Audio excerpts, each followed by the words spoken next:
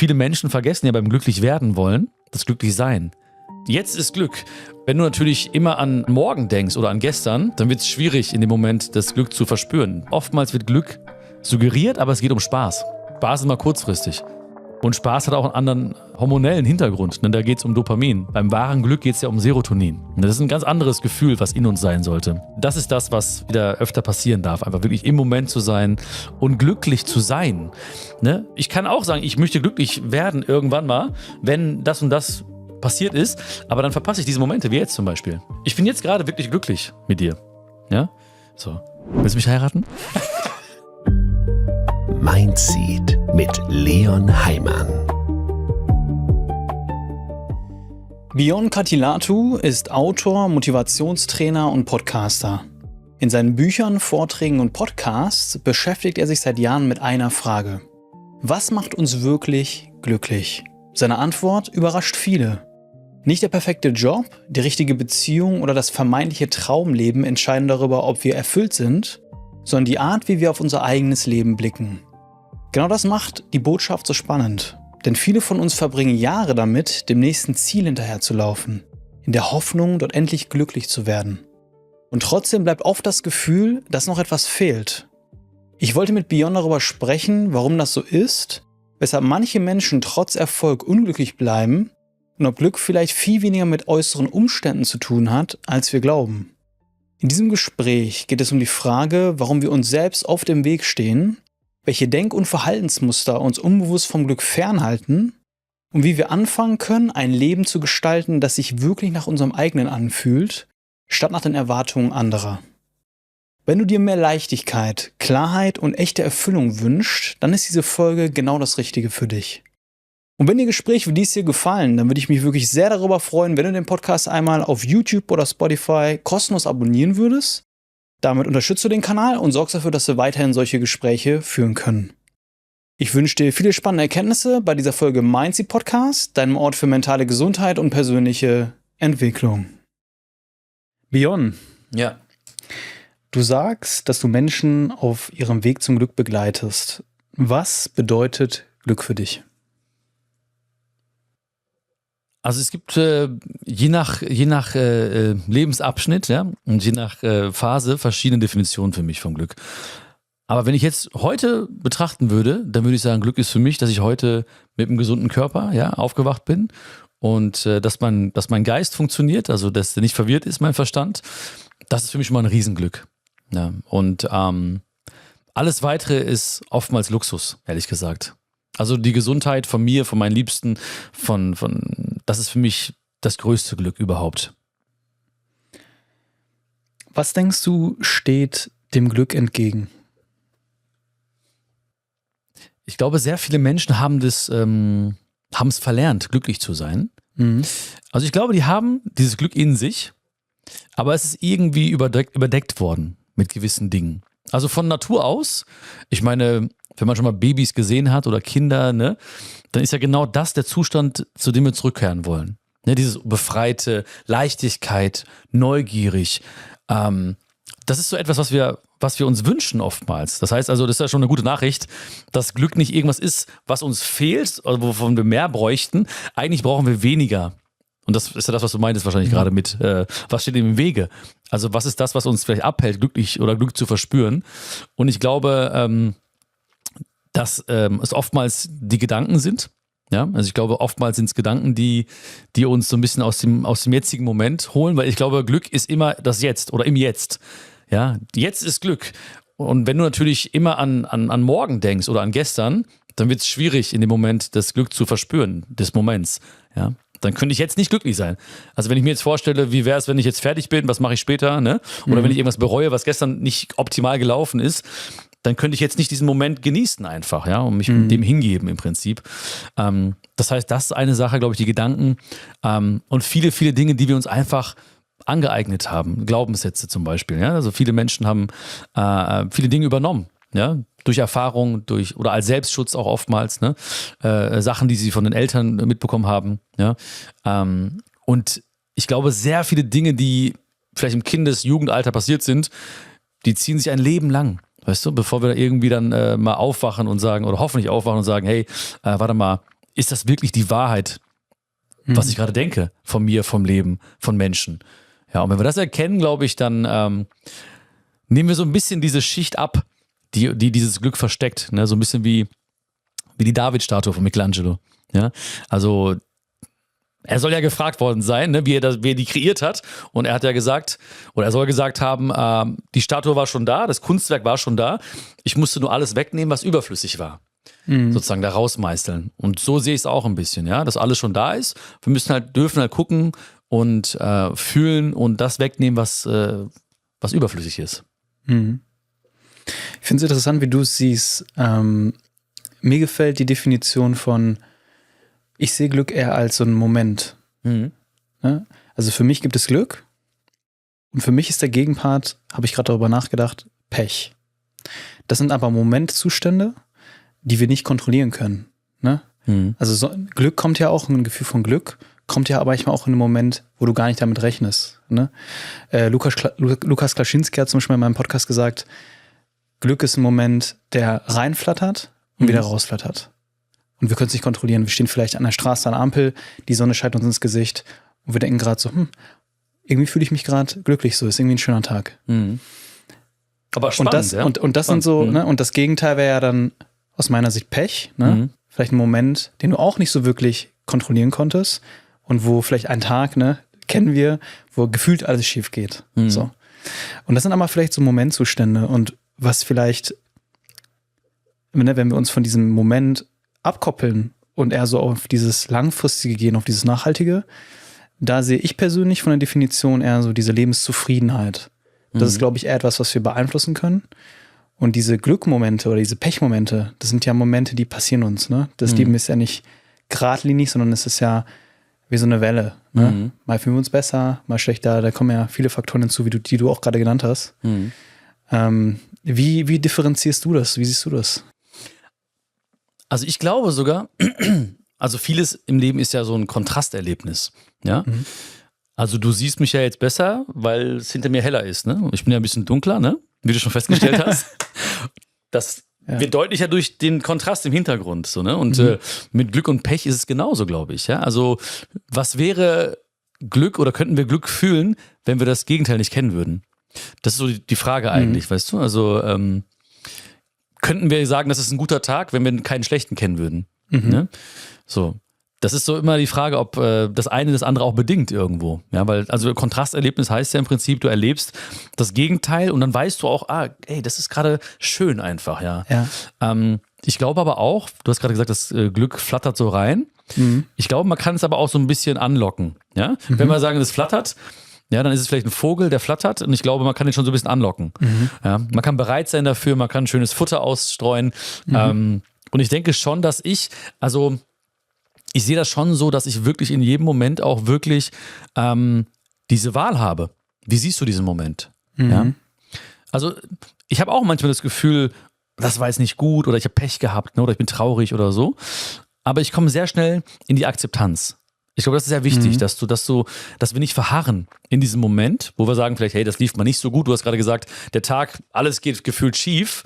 Und trotzdem zu sagen, von mir ist um 23:59 Uhr, es ist noch nicht zu spät für einen schönen Tag. Ja, es ist noch nicht zu spät. Weil, warum sollte ich jetzt zurückblicken und den Tag bewerten? Warum soll ich sagen, das war ein schlechter Tag? Oder Menschen, passiert irgendwas, ja, und die sagen, der Tag ist gelaufen. Nein, es geht immer nur um diesen Moment. So, und das ist für mich, glaube ich, wirklich sehr, sehr wichtig. Und das vergesse ich manchmal auch. Natürlich, ich drifte manchmal ab, ne? Irgendwelche Briefe, irgendwelche Projekte, irgendwas läuft nicht optimal. Ich denke in die Zukunft, ich kreiere Horrorszenarien oder ich denke an die Vergangenheit, ach, hätte ich damals mal. Und dann immer wieder zu sagen, komm an im Hier und Jetzt. Ja? Und es war auch schön, dass du gesagt hast, Glück ist ein Moment, ist der Moment. Hast du Lust, Teil des Mindset Podcasts zu werden und einen Experten deiner Wahl persönlich kennenzulernen? Dann hast du jetzt die Gelegenheit dazu. Am 27. und 28. August in Köln finden exklusive Mindseed-Kreisdiskussionen statt. Gemeinsam mit einer kleinen Gruppe sprichst du mit renommierten Experten über Themen, die dich wirklich bewegen, und das Ganze wird als echte Mindseed-Podcast-Folge aufgezeichnet und später veröffentlicht.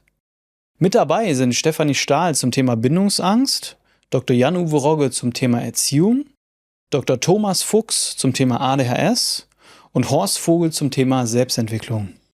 Du kannst deine eigene Geschichte, deine eigenen Fragen oder deine Herausforderungen einbringen. Die Experten ordnen deine Situation ein, teilen ihre Perspektiven und suchen gemeinsam mit dir nach möglichen Lösungen. Wenn du dabei sein möchtest, findest du das Bewerbungsformular in den Shownotes. Ich würde mich mega freuen, dich dort persönlich kennenzulernen. Ja, weil ich habe das Gefühl, oft wird uns so verkauft, auch in den Medien oder in der Werbung, dass Glück etwas ist, das wir ständig kultivieren müssen. Also das ist so ein Dauerzustand. Aber ich glaube, das ist, aus meiner Perspektive, ist das eine Fantasie. Ja. Das ist eine Utopie, ja. Und Glück ist eher etwas, ich finde es schön, dass du es auch so ganzheitlich betrachtest, ne? Also wir haben ja gerade rausgestellt, so Glück und Pech könnten so zwei gegenüberstehende Kontraste sein und dass diese Kontraste, dieser Dualismus, den wir auch bei Yin und Yang sehen, das ist ein schönes Symbol, finde ich, dafür, dass das Teil des Ganzen ist. So. Und dass vielleicht ein Tag ist ja irgendwo auch eine Momentaufnahme aus deinem Leben. Und was ja viel mehr zu betrachten ist aus meiner Sicht, ist die Ganzheitlichkeit und zu sehen, dass auch ein Tag, wo mal gefühlt nichts läuft, dass es Teil des Ganzen ist und dass dieser Tag, wie du es so schön gesagt hast, im Kontrast steht zu dem Tag, wo du dich wirklich gut fühlst. Das Verhältnis sollte stimmen natürlich, ne? Also wenn man mal so diesen Grabstein mal nimmt, ne? Und dann siehst du quasi später irgendwann so dein Geburtsdatum, das kennen wir schon, ja? Das Sterbedatum kennen wir nicht, ja? Besser vielleicht, ja? Und dazwischen ist dieser Strich, dieser Bindestrich und das ist ja das ganze Leben. Dieser kleine Strich ist das ganze Leben. Dieser kleine Strich, alles. Ja? Und wenn wir noch näher ranzoomen würden, dann würden wir sehen, das ist kein Strich, es sind ganz viele Punkte nacheinander. Ne? Nur aus der Ferne sieht es aus wie so ein Strich, ne? Aber es sind eigentlich ganz viele kleine Punkte. Und dieses Bild hat mich nie mehr losgelassen. Weil ich mir jedes Mal denke, jetzt gerade ist wieder so ein Punkt. Ja. Jetzt gerade ist der Punkt auf dem Strich. Was machst du draus? Ja? Lässt du dich voll ein? Weißt du? Wir haben ja sofort uns gut connected, ne? So offen sein und ich tue alles dafür, was nötig ist, ja. Also ich sehe dich wie ein Bruder, weil ich verbinde mich mit Menschen, ne? Weil ich sehe, wir sind eins, ja. Und das hilft mir, diesen Moment wirklich zu genießen auch gerade. Und ich glaube halt, dass wir nicht, wie viele Menschen das haben, dass sie am Ende der Woche zum Beispiel sagen, oh, da war mal ein schöner Tag dabei, sondern ich möchte, dass vielleicht mal ein Tag dabei war, der nicht optimal lief, aber dass die Mehrheit der Tage schon schön gelaufen sein soll. Weil ich würde schon darauf achten, wenn ich jetzt irgendwie wirklich diese Glücksmomente in der Minderheit wären, ja, da würde ich mich schon fragen, so, hey, was ist denn da los, ja? Also was kann ich aktiv verändern? Ja? Schau mal genau hin, ja. Ich finde, du hast was Wichtiges gesagt und das ist die Verbundenheit zu sehen und zu spüren. Und das, ne, du hast ja gerade gesagt, du siehst mich als Bruder und wir sind alle irgendwo aus derselben. Ich weiß gerade nicht genau, wie ich das in Worte fassen soll, aber ich habe dieses Bild auf dem Kopf. Und was ich in der Gesellschaft aktuell stark erlebe, ist, dass sehr viel in Trennung gedacht wird. Ja. Ja, du hast ja selber auch mal in deinen Büchern geschrieben, auch über Rassismus und so. Das ist jetzt ein Beispiel von Trennung, ja. Politische Spaltung kann eine Trennung sein. Also es wird ja sehr viel in Schubladen gesteckt und es werden sehr viele Dinge getrennt. Aus meiner Sicht, meine persönliche Perspektive, kreiert das Probleme. Und ich glaube, wo wir wieder mehr hinkommen dürfen, ist die Verbundenheit zu sehen, zu realisieren. Und das ist ein sehr simples Bild, das ich mir in den Kopf rufe. Wir sind ein Planet. Wir sind alle aus diesem Planeten heraus entstanden. Wir gehören alle zusammen. So wie du es gesagt hast. Es ist wirklich so. Ja. Es ist auch, ja, also ich bin da, das ist auch jetzt nicht irgendwie etwas, was ich mir so erzählen müsste, sondern ich fühle das. Ja, ich fühle mich verbunden mit jedem Menschen. Ja. Früher habe ich ja auch, du hast Rassismus angesprochen. Das war auch so meine erste Identitätskrise so ein bisschen. Ne? Wann war das? Seitdem ich denken kann. Ja. Okay. Also so 1, 2 Jahre, nein, Spaß. Also schon im Kindesalter, meine Eltern mussten früh arbeiten gehen. Ich bin bei einer deutschen Nachbarin aufgewachsen. Ich habe es nicht verstanden. Ich habe sie Mama genannt. Also ich hatte Mami, meine Mutter, und ich habe sie Mama genannt, weil ich nicht verstanden habe, warum bin ich immer hier. Und da war aber niemand da, sozusagen, der mir meine Sorgen abgenommen hat. Ne? Ich wusste nicht, warum bin ich anders? Ne? Warum bin ich dunkler? In Deutschland war ich der Inder, in Indien war ich der Deutsche. Und da habe ich immer versucht, das zu erklären. Nee, ich komme aus Indien, ich komme aus Deutschland, ich bin da. Und mittlerweile sage ich, ey, wir sind eins. Ne? In Indien sind die Menschen ein bisschen dunkler, weil da die Sonne häufiger scheint. So, ne? Das ist der Grund, warum Menschen anders aussehen vielleicht. Aber alle Grenzen sind hier oben entstanden. Ne? Alle Grenzen sind hier oben entstanden. Und wie du schon sagst, diese Trennung ist oder der Hauptfaktor für Leid. Ja? Sehe ich auch so. Trennung. Ja? Meins, deins, ne? Das gehört mir, Genau. das möchte ich haben. Warum? Ja, warum? So, und das ist wirklich etwas, und das ist auch ein großes Motiv von mir, warum ich das alles tue.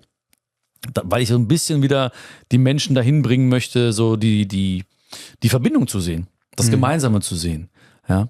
So, und ich glaube, das Thema Glück oder das Thema Liebe, das ist kulturübergreifend, religionsübergreifend, hautfarbenübergreifend. Ja? Und da meinen kleinen Beitrag zu leisten, so, das ist wirklich ein großer Wunsch von mir. Ja. Mhm. Ich möchte noch mal kurz auf diesen Strich zurückkommen, Ja. den du gerade beschrieben hast, ne? Der zwischen der Geburt und unserem Tod. Mhm. Und du hast mir im Vorgespräch anvertraut, dass ein Thema, womit du dich aktuell auch sehr beschäftigst, ist so die Vergänglichkeit. Unter anderem auch so der Strich deiner Eltern. Mhm. Warum war dir das so wichtig, darüber auch vielleicht heute einmal zu sprechen? Ja, also das ist einfach so ein Thema, was so ein bisschen mitschwingt, ne, im Moment.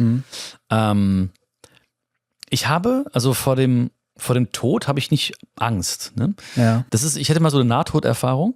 Das Okay. war so ein, das war im Studium quasi 2008, 2009, irgendwie sowas, 2010, sowas. Ja? Da war ich dann irgendwie lange Zeit bewusstlos. Ne? Was ist da passiert? Ja, also mir ging es nicht gut an der Uni. Ja. Und dann war ich beim Arzt, aber der hat gesagt, ja, du bist irgendwie Fieber oder sowas, ne? Aber ich habe gespürt, da ist irgendwas anderes. Das ist nicht einfach nur Fieber oder irgendwie. Deswegen bin ich an dem Abend zu meinen Eltern gefahren, ja, nach Hagen. Und habe gesagt, ich muss bei euch bleiben, weil irgendwie mir geht's nicht gut. Ja. Und dann nachts irgendwann bin ich aufgewacht und wollte noch zu meinen Eltern irgendwie, ich wollte noch sagen, mir geht's gar nicht gut. Und dann bumm, ne? Bist du umgefallen? Ich bin umgefallen, genau, mit dem Kopf auf die Bettkante und so, ne? Scheiße. Und dann war ich weg. 15, 20 Minuten war ich weg, ne? Ich bin aufgewacht, also mein Vater hat meinen Kopf gehalten, meine Mutter war total panisch, ne? Also was man nicht machen sollte übrigens, ne? Ja. Also panisch, wenn mir jemand aufwacht, ne, ist nicht gut. Aber in der Zwischenzeit, also wo ich weg war, hatte ich wirklich so ein ganz helles weißes Licht gesehen, ne? Also es war so ich war voller Frieden. Ich bin so voller Frieden aufgewacht. Und ich weiß nicht, wie man das beschreiben kann, oder muss man vielleicht auch gar nicht beschreiben, aber danach war die Angst vor dem Tod weg.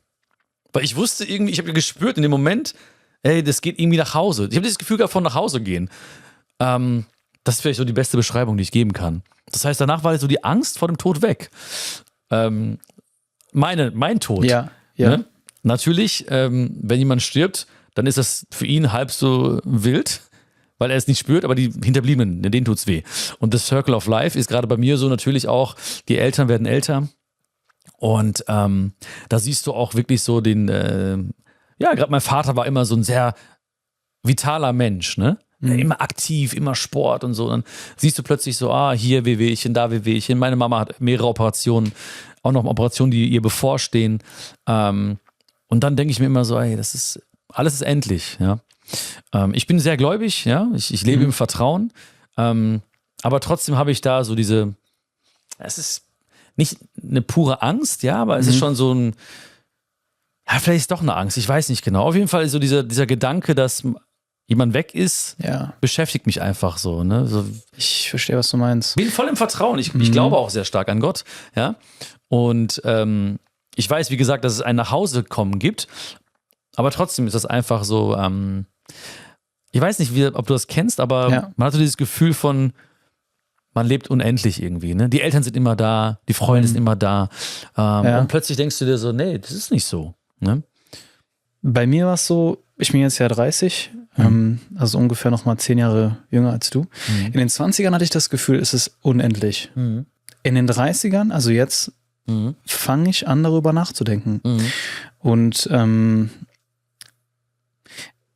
mein Opa ist mittlerweile auch sehr alt, also schon 85 und hat auch viele körperliche Beschwerden. Und ich bin ja so aufgewachsen, meinen biologischen Vater habe ich lange nicht gekannt, beim Stiefvater habe ich mich nie gut verstanden. Und er ist so ein bisschen wie ein Vater für mich. Und da weiß ich auch, da lege ich auch manchmal abends im Bett und denke mir, das kann ja jederzeit vorbei sein. Ne? Und dann auch, was mir auch gerade in den Kopf kam, ich habe letztes Mal auch von einem anderen, ich glaube, das hat einen Podcast gehört oder so, da wurde gesagt, ja, wie oft siehst du deine Eltern? So, und ich wohne ja jetzt in Nürnberg und ziehe jetzt aber wieder zurück nach NRW, nach Köln demnächst. Und ich sehe meine Mutter eins in meinem Jahr. Und das ist in 10 Jahren sind es vielleicht 10, 20 Mal, dass du deine Mutter noch siehst. Und wer weiß, wie lange die noch lebt. Die geht ja auch irgendwann demnächst in Rente. So. Ja. Und das sind dann so Momente, wo ich dasselbe spüre wie du, dieses, also es kann einfach jederzeit was passieren.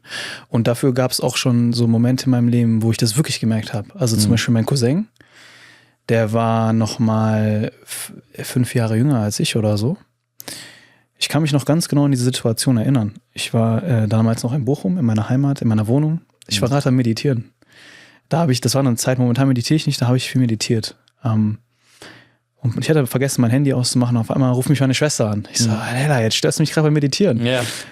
Die so, ja, Basti ist gestorben. Ich so, und ich konnte es gar nicht greifen, so, weißt du? Die so, ja, die war so voll am Weinen, so, der Basti ist gestorben. Mein Cousin, der 20 Jahre alt war, hat aufgelegt, in einem Club, der war so DJ, hat aufgelegt, war auch mit seiner Schwester dort. Dann sind die auf dem Rückweg zum Bus gerannt. Er ist einfach umgekippt, gestorben. Irgendeine Ader ist im Kopf geplatzt oder so. Irgendwie sowas. Warum erzähle ich das jetzt? Nicht, um irgendwie negative Emotionen zu wecken oder so, sondern das war, glaube ich, der erste Moment in meinem Leben, wo ich gemerkt habe, krass, es kann einfach so aus dem Nichts passieren. Und deswegen, ich spüre voll, was du sagst, weil ich habe tatsächlich auch nicht Angst, selber zu sterben. Habe ich wirklich nicht. So. Ich fände es schade. Ich glaube, ich wäre ein bisschen so, schade, hast ein paar Sachen nicht erlebt. Das ist ein bisschen schade so, ne? Zum Beispiel, du hast jetzt schon eine Familie, die habe ich jetzt zum Beispiel nicht. Da wünsche ich mir auch. Aber Angst habe ich davor, glaube ich, nahe Verwandte oder Menschen, die ich liebe, zu verlieren. Ja, ich glaube, das ist ganz normal. Ich glaube, das ist ganz normal. Ja. Also ich glaube halt, wie gesagt, es gibt Zeiten, wo du gar nicht drüber nachdenkst, ne? 20er Jahre, ne? Zum Beispiel, ne? Du bist einfach so im Flow, du machst und tust irgendwie und irgendwann reflektierst du und siehst halt einfach wirklich auch, gerade auch wenn man sich seltener sieht, wie du schon sagst zum Beispiel, dann siehst du auch den Abstand, in diesem Abstand betrachtet, der Körper hat sich verändert, ne?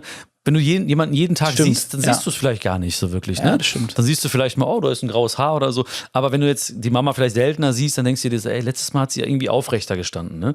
Beim letzten Mal hat sie irgendwie nicht so gehumpelt oder so. Ne? Ja. Oder Papa hat irgendwie nicht so müde geschaut oder so. Ne? Und plötzlich denkst du dir so, wow, krass. Und deswegen, ich versuche wirklich, und das kann ich auch nur jedem, dir und allen auch ans Herz legen, wirklich so oft es geht, einfach Momente zu kreieren. Ne, mit den Eltern, mit den Großeltern, so oft es nur geht, ja. Wenn Mama anruft, alles stehen und liegen lassen. Ne?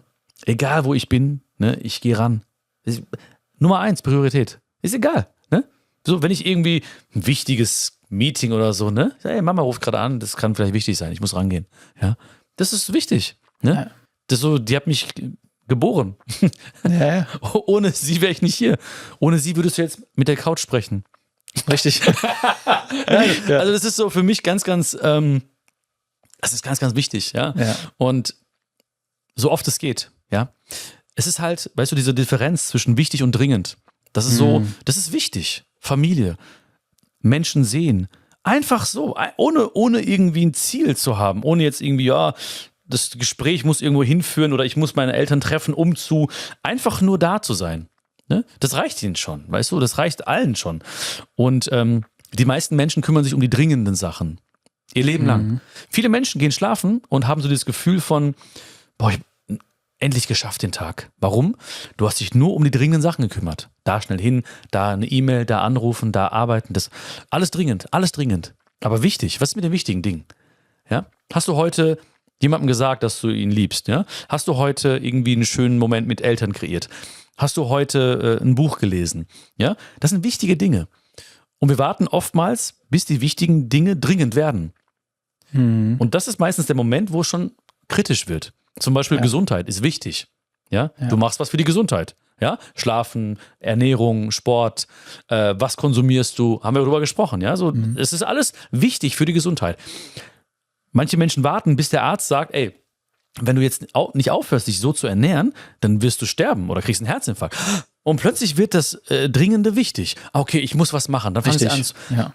Aber vorher schon das Bewusstsein zu kreieren, was ist wichtig und was mache ich dafür? Und dazu zählt auch wirklich diese Begegnung zu kreieren. Ich habe mal einen Satz gehört, den fand ich sehr gut. Du hast jeden Tag Hunderte von Problemen. Stimmt's? Ja, ich nicht, aber die meisten.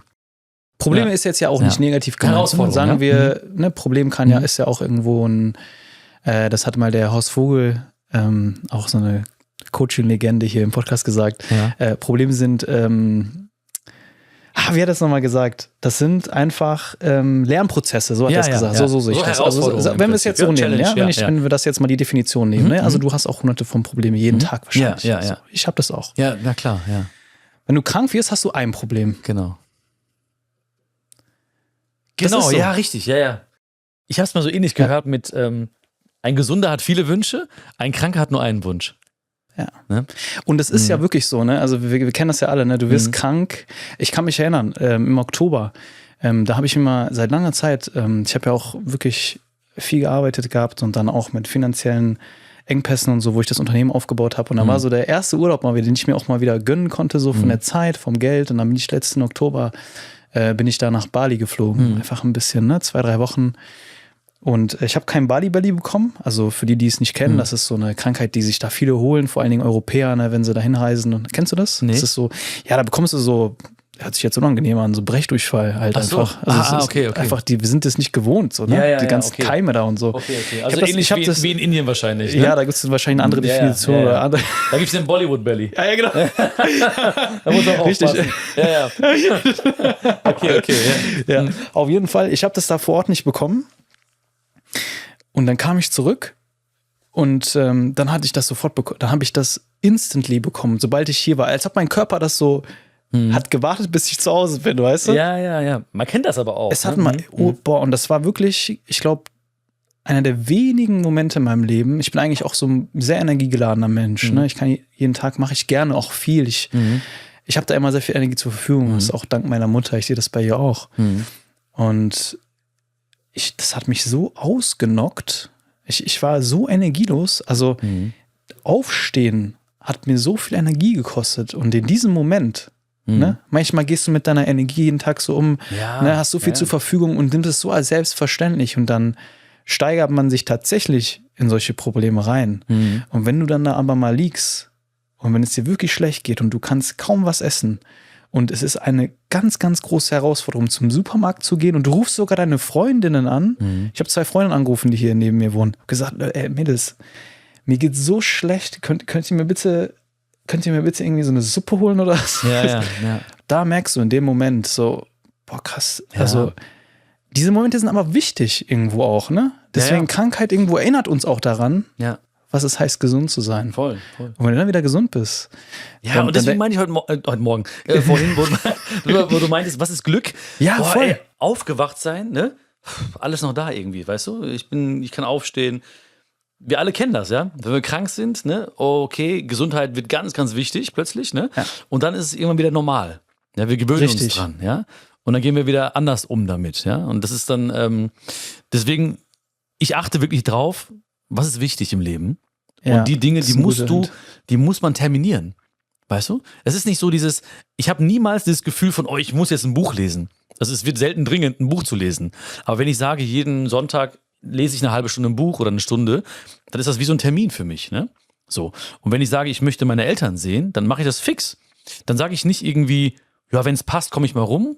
Ne? Oder mal schauen, irgendwie mal in den nächsten Wochen. Oder hoffentlich, weißt du, hoffentlich sehen wir uns bald. Ne? Wenn das Leute zu mir sagen, denke ich mir so, was heißt hoffentlich? Meinst du jetzt irgendwie, wir sehen uns zufällig im Park, wir laufen so wie im Film, weißt du? Wir gucken so durch die Luft und auf einmal so stoßen wir uns an. Was machst du denn hier? Was hoffentlich, ne? Das ist eine Planung. Hoffentlich sehen wir uns bald. Ja, ich hoffe auch, ne? Und das heißt also wirklich die wichtigen Dinge, Zeit nehmen dafür. Ne? Zeit haben, Voll. Zeit nehmen, ja, Zeit nehmen. Ja, und ich glaube, das ist ein wichtiger Punkt, dass man sich auch wirklich mal hinsetzt und sich mal fragt, was ist mir eigentlich wirklich im Leben wichtig? Ja. Und das auch mal definiert wirklich. Ne? Genau, also genau. Ich habe das dieses Jahr auch gemacht. Ich habe gemerkt, ich sehe meine Familie viel zu wenig. Das ging mit diesem Gedanken einher, den ich dir erzählt habe. Wenn du mal so realisierst, in 10 Jahren sehe ich meine Mutter 10 bis 20 Mal. Mhm. So, warum denn eigentlich? Ja. Also, ne? Und dann habe ich zum Beispiel auch gesagt, jetzt im Juni, ich habe mit meinem Opa ein Wochenende ausgemacht, so, da verbringen wir einfach Zeit miteinander. Ja, aber So, geil. und einfach, egal wie voll der Kalender ist, die Zeit muss man sich nehmen. Die nimmst du dir sonst auch für andere Dinge. Ja, klar, So, natürlich. ne? Und das ist wirklich erfüllend auch, ne?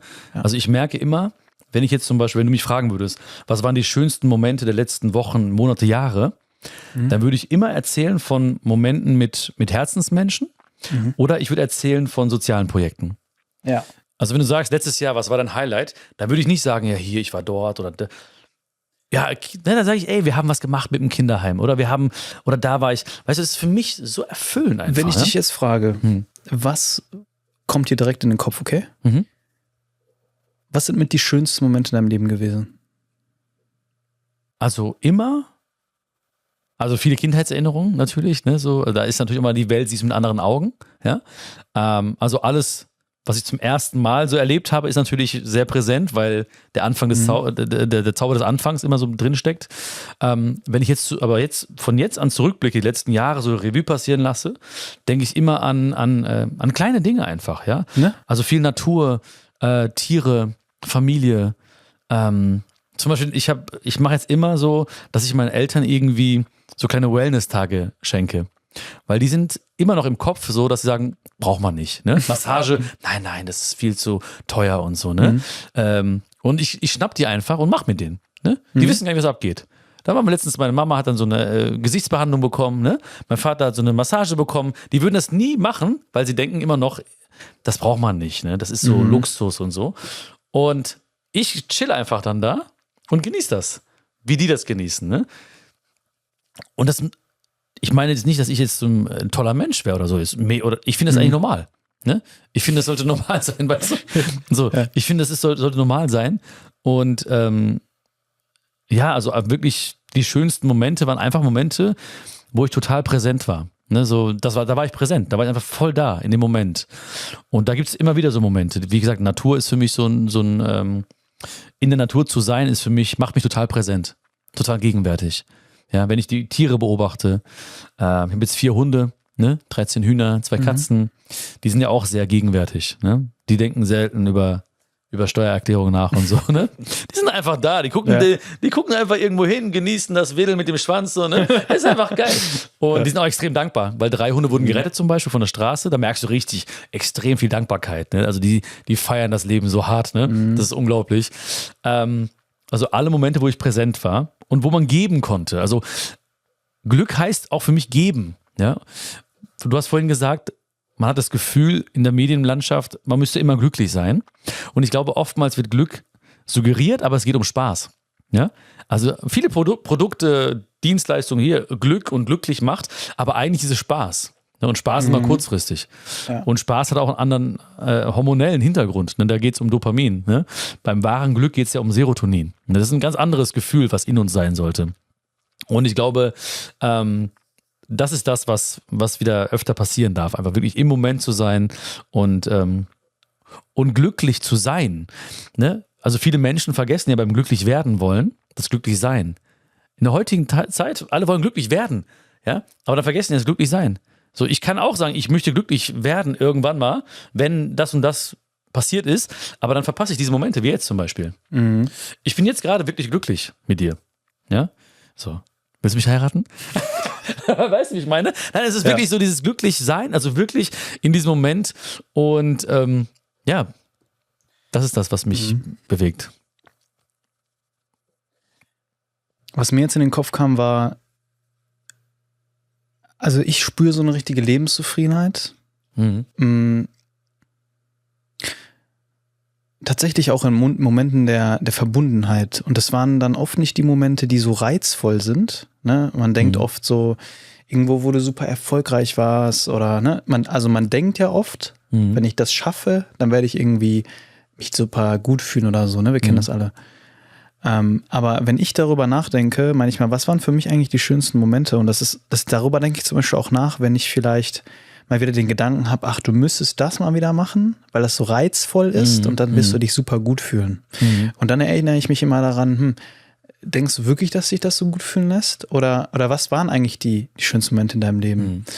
Und das waren zum Beispiel nicht die krassesten Partyurlaube oder so, ja, sondern es waren eigentlich zum Beispiel, einer meiner schönsten Urlaube war Griechenland. Da bin ich Solo-Travel gegangen und habe zufällig so mit anderen Jungs sehr gut connected und wir sind als Gruppe dann so durch die Inseln gereist. Aber wir waren alle Solo-Traveln. Ach so, und ja. waren dann am Ende 4, 5 Jungs und wir sind wie so eine kleine Family, einfach so 1, 2 Wochen zusammen getravelt. So. Ja. Haben uns da ein Auto gemietet und da durch die Strände gezogen und so weiter und mit dem Boot durch die Inseln. Geil. Und wir haben uns, das war auch ein Moment der Präsenz. Ja. Diese Konstellation wird nie wieder stattfinden. Wir werden uns nie wieder so sehen als Gruppe. Das ist, weil wir alle von woanders aus der Welt kamen. So einer aus Südamerika, aus Mauritius, aus der Schweiz und so weiter, Indien. Und warum habe ich diesen Moment so gefeiert? Weil wir haben uns da irgendwie so gefunden und so verbunden gefühlt in dem Moment. Ne? Und dann habe ich gerade darüber nachgedacht, was für ein Gefühl ist es denn eigentlich, wenn du dann da bist? Und das Gefühl, das ich beschreiben würde, ist das der Verbundenheit und auch das der Ruhe. Weil wenn ich darüber nachdenke, was lässt mich auch wirklich gut fühlen, wenn ich jetzt mal alleine bin? Das sind die einfachen Dinge tatsächlich, ja? Dass ich ausgeschlafen bin, dass ich mir Zeit nehme für die Dinge, dass ich mir erlaube, auch eine Sache nach der anderen zu machen, nicht 1000 Sachen auf einmal, dass ich in diesen Flow-Zustand komme, ne? Dass ich mich einlassen kann, dass ich der Sache mich ein bisschen hingeben kann. Das ist eine Sache zu dem, was du gesagt hast. Und das andere, was ich interessant fand, ist, du hast gesagt, das Geben ist für dich ein wichtiger Aspekt. Ich sehe das tatsächlich so, Björn. Ich glaube, auch da ist es ein Geben und Nehmen. Ich glaube, Geben tut gut und Nehmen tut auch gut. Ne? Nehmen wird, glaube ich, oft negativ assoziiert und Geben wird immer sehr positiv assoziiert. So, aber auch da, denke ich, dürfen wir wieder das große ganze Bild sehen. Das gehört auch zusammen. Das heißt, wenn ich etwas annehmen kann, genau, dann wird die andere Person sich auch freuen, dass sie mir das geben durfte. Genau. So. Weil wir kennen alle die Situation, ja. Du willst mal jemanden einladen, ja? Ich habe dich vorhin eingeladen, du hast mich danach eingeladen. Ja? Und du konntest es aber auch annehmen, so. Ja. Ne? Wir kennen alle die Situation, du willst jemanden einladen und der lässt es einfach nicht zu. Sagt einfach so, nein. Einer meiner besten Freunde, wir hatten sogar einen kleinen Streit deswegen. So, wir waren im Urlaub, ich bezahle es. Er so, nein, wir bezahlen getrennt. Ich so, ja, warum denn? Ich möchte dich einladen. Ja. So. Erlaub mir das doch mal. Und der wollte mir das nicht erlauben. Ich so, ja, und dann hatten wir irgendwie so einen kleinen Konflikt, der hatte so ein bisschen Probleme damit, Sachen anzunehmen. Ne? Und das ist, finde ich, auch ganz wichtig, ne? Zu erkennen, erstmal für dich ist es schön anzunehmen und es ist für dich auch schön zu geben. Und genauso ist es auch für die andere Person. Es ist schön, etwas zu bekommen, es ist schön zu geben. Und da denke ich auch, das Vertrauen zu haben, ne? Das Vertrauen, das hat was mit Vertrauen zu tun. Wenn ich gebe, dann wird das auch zu mir zurückkommen. Und es ist einfach so. Ja. Ja, auch bei fängt ja schon an bei Komplimenten, ne? Also viele können ja Komplimente gar nicht annehmen. Das ist ja auch eine Art des Nehmens. Richtig. Ne? Die sagen dann so, hey, du auch. Wir haben ja vorhin auch gesagt, ne? So, hey, das ist cool, cooler Style und wir haben über das Leben, wir haben ja viele Gemeinsamkeiten auch, ne? Und ich habe dich auch so wahrgenommen, dass du immer gesagt hast, hey, cool, danke. Und das ist eigentlich die beste Antwort, ne? Danke. Ganz oft kommt ja, danke, du auch. Ja, danke. Oder, ach, ist ja gar nicht so besonders. Ne? Dieses Runterspielen sofort, ne? Ja. Wo kommt es her? Ja, ich glaube erstmal, es hat etwas mit dem Fakt zu tun, dass es vielen Menschen unangenehm ist, im Mittelpunkt zu stehen. Ja, dieses so plötzlich der Spotlight und ich glaube, es ist so ein bisschen dieses so, viele sind gerne so im Verborgenen, also gar nicht jetzt verborgen mit dunkle Kammer, sondern einfach so für sich und plötzlich wird etwas hervorgehoben und das Ego denkt vielleicht so gerade, ich möchte nicht jetzt diesen Vergleich gewinnen oder so. Dabei geht es gar nicht um Vergleich, sondern einfach nur um liebe Worte. Ja, um Verbundenheit, um Geben, ja, ich gebe dir ein Kompliment voll aus ganzem Herzen, das darfst du gerne annehmen, ja. Ich sage auch immer so, eigentlich hast du 3 Möglichkeiten, wenn jemand ein Kompliment macht, entweder sagst du Danke, ja, oder du sagst vielen Dank, oder du sag's nochmal, ne? Also so das ist halt so eine Art Joke oder Witz, aber halt dieses Bewusstsein zu kreieren, nimm das doch mal an, ja. Wir machen eine ganz kleine Pause, in der ich euch einmal daran erinnern möchte, wenn ihr das Video hier auf YouTube schaut, einmal auf den Like-Button zu klicken und wenn ihr das Ganze auf Spotify anschaut oder anhört, uns bitte einmal eine Bewertung zu hinterlassen. Damit sorgst du dafür, dass weiterhin solche Gespräche führen können. Danke für eure Unterstützung und jetzt zurück zur Folge. Weißt du, was mir letztens passiert ist, Björn? Ich mache das nämlich auch, dass... Ich glaube, das war sogar Steffi, die das zu mir gesagt hat. Stefanie Stahl, die hat zu mir gesagt, Leon, ich fühle mich immer sehr wohl in deinen Interviews. Ja. Und habe ich gesagt, danke. Und mehr nicht. Ja. Und sie zu mir, und dann war irgendwie so, stand irgendwie so im Raum so, ja, ist das jetzt alles, was von dir kommt? Da meinte ich auch so, ja, Steffi, ich nehme das halt an, so. Ich nehme das dankend an. Und das ist, die Leute wundern sich tatsächlich teilweise. Die sagen dir was, machen dir vielleicht ein Kompliment und du sagst Danke. Und ich merke, es ist mir ein paar Mal passiert, dass sie sich dann wundern, dass nichts mehr kommt. Dass nicht irgendwie gesagt wird, danke, du auch. Ja.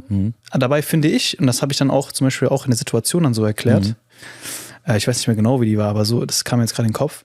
Ich habe dann auch gesagt, ja, aber das ist doch einfach nur, ich nehme das jetzt an und wenn ich das jetzt so spiegel und dir zurückwerfe, dann kommt es doch gar nicht von mir, dann kommt es doch gar nicht aus mir raus. Deswegen würde ich lieber in einer anderen Situation, wo das wirklich aus meinem Herzen kommt, wo ich jetzt in dem Moment denke, boah, irgendwie finde ich jetzt schön, was Björn gemacht hat, so, dann sage ich es dir.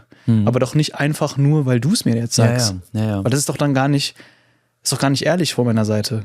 Vielleicht ist es ehrlich, aber gar nicht gefordert in dem Moment, weißt du, weil... Aber es kam nicht aus mir heraus, sondern es ist einfach nur Resultat einer Reflexion. Ja. So sehe ich das. Und manchmal möchte man einfach auch ein Geschenk geben, weißt du, ich gebe dir ein Geschenk, da kannst du einfach sagen, hey, Dankeschön, so, ne? Da musst du nicht direkt ein Geschenk zurückgeben. Darum geht's ja gar nicht im Prinzip, weißt du? Es ist so einfach, es kommt von Herzen, ne? Es ist ohne Kalkül oder es ist nicht mit Bedingungen verknüpft. Es ist so wie an Weihnachten, da verabreden wir uns und geben alle Geschenke, so. Ich persönlich, also ich sehe auch zum Beispiel Weihnachten, diese ganzen Feste eher so als Zusammenkommen, ne, Gefühl der Verbundenheit in der Familie. Ich finde es viel schöner, wenn ich dir eine Geste machen kann, wenn ich dir ein Geschenk geben kann, wenn du gar nicht damit rechnest. Ja. Weil dann ist es auch, es gab keinen Anlass. Ich habe das nicht in meinem Terminkalender jetzt irgendwie stehen gehabt. Ich hatte jetzt nicht den Druck, ich muss jetzt für diesen Tag einkaufen gehen, sondern ich hatte jetzt in diesem Moment das Gefühl, ich war vielleicht irgendwo und habe mir gedacht, ey, ich glaube, das wird dem Björn jetzt gefallen. Hey, ich hole ihm das jetzt. So, finde ich auch voll schön. Und das ist das ist das, was ich meine, dieses Intuitive, das, was aus dir herauskommt. Ich finde, das hat eine andere Dynamik. Voll. Und da ist ja auch dieses wichtig dringend wieder, ne? Dringend sind oftmals hier, ich muss Geschenke holen, Weihnachten. Aber wichtig heißt ja so, guck mal, du hast in dem Moment an mich gedacht. Also ich war dir irgendwie wichtig, obwohl ich genau weiß, du hast viel zu tun, du warst viel unterwegs und trotzdem warst du irgendwo und hast dann irgendwas gesehen, dachtest dir, das könnte dem Björn gefallen, ne? Das heißt, ich war dir wichtig, ist ein ganz anderes Gefühl einfach. Das heißt, wir sagen auch, jeder Tag ist Muttertag. Ne? Ich gehe auch am Muttertag zu meiner Mama, ja? Und sage, hier, bitteschön Blumen. Ne? Aber das ist jeder Tag.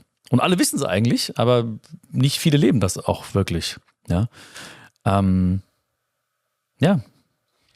Björn, du hast mir gesagt, dass du früher mal eher schüchtern und auch negativ denkend warst. Kann man sich jetzt das mit dem Schüchtern zum Beispiel heute auch gar nicht mehr vorstellen? Also ich kann mir das gar nicht vorstellen. Ja. Ich mir auch manchmal nicht mehr, ja. Also was ist da in deinem Leben passiert, dass du die Schüchternheit überwunden hast, sage ich mal? Ja. Also erstmal ist es auch gar nicht so schlimm, finde ich mal, schüchtern zu sein oder schüchterne Seiten zu haben, weißt du? Weil ich glaube, wir leben auch manchmal so in einer Welt, wo von allen gefordert wird, all das abzulegen. Was bedeutet das denn für dich, Schüchternheit? Ja, zum Beispiel teilweise mal für sich vielleicht mal zu sein oder mal einfach auch mal unsicher zu sein oder Unsicherheit zulassen zu dürfen. oder mal Angst oder Verletzlichkeit. Ja?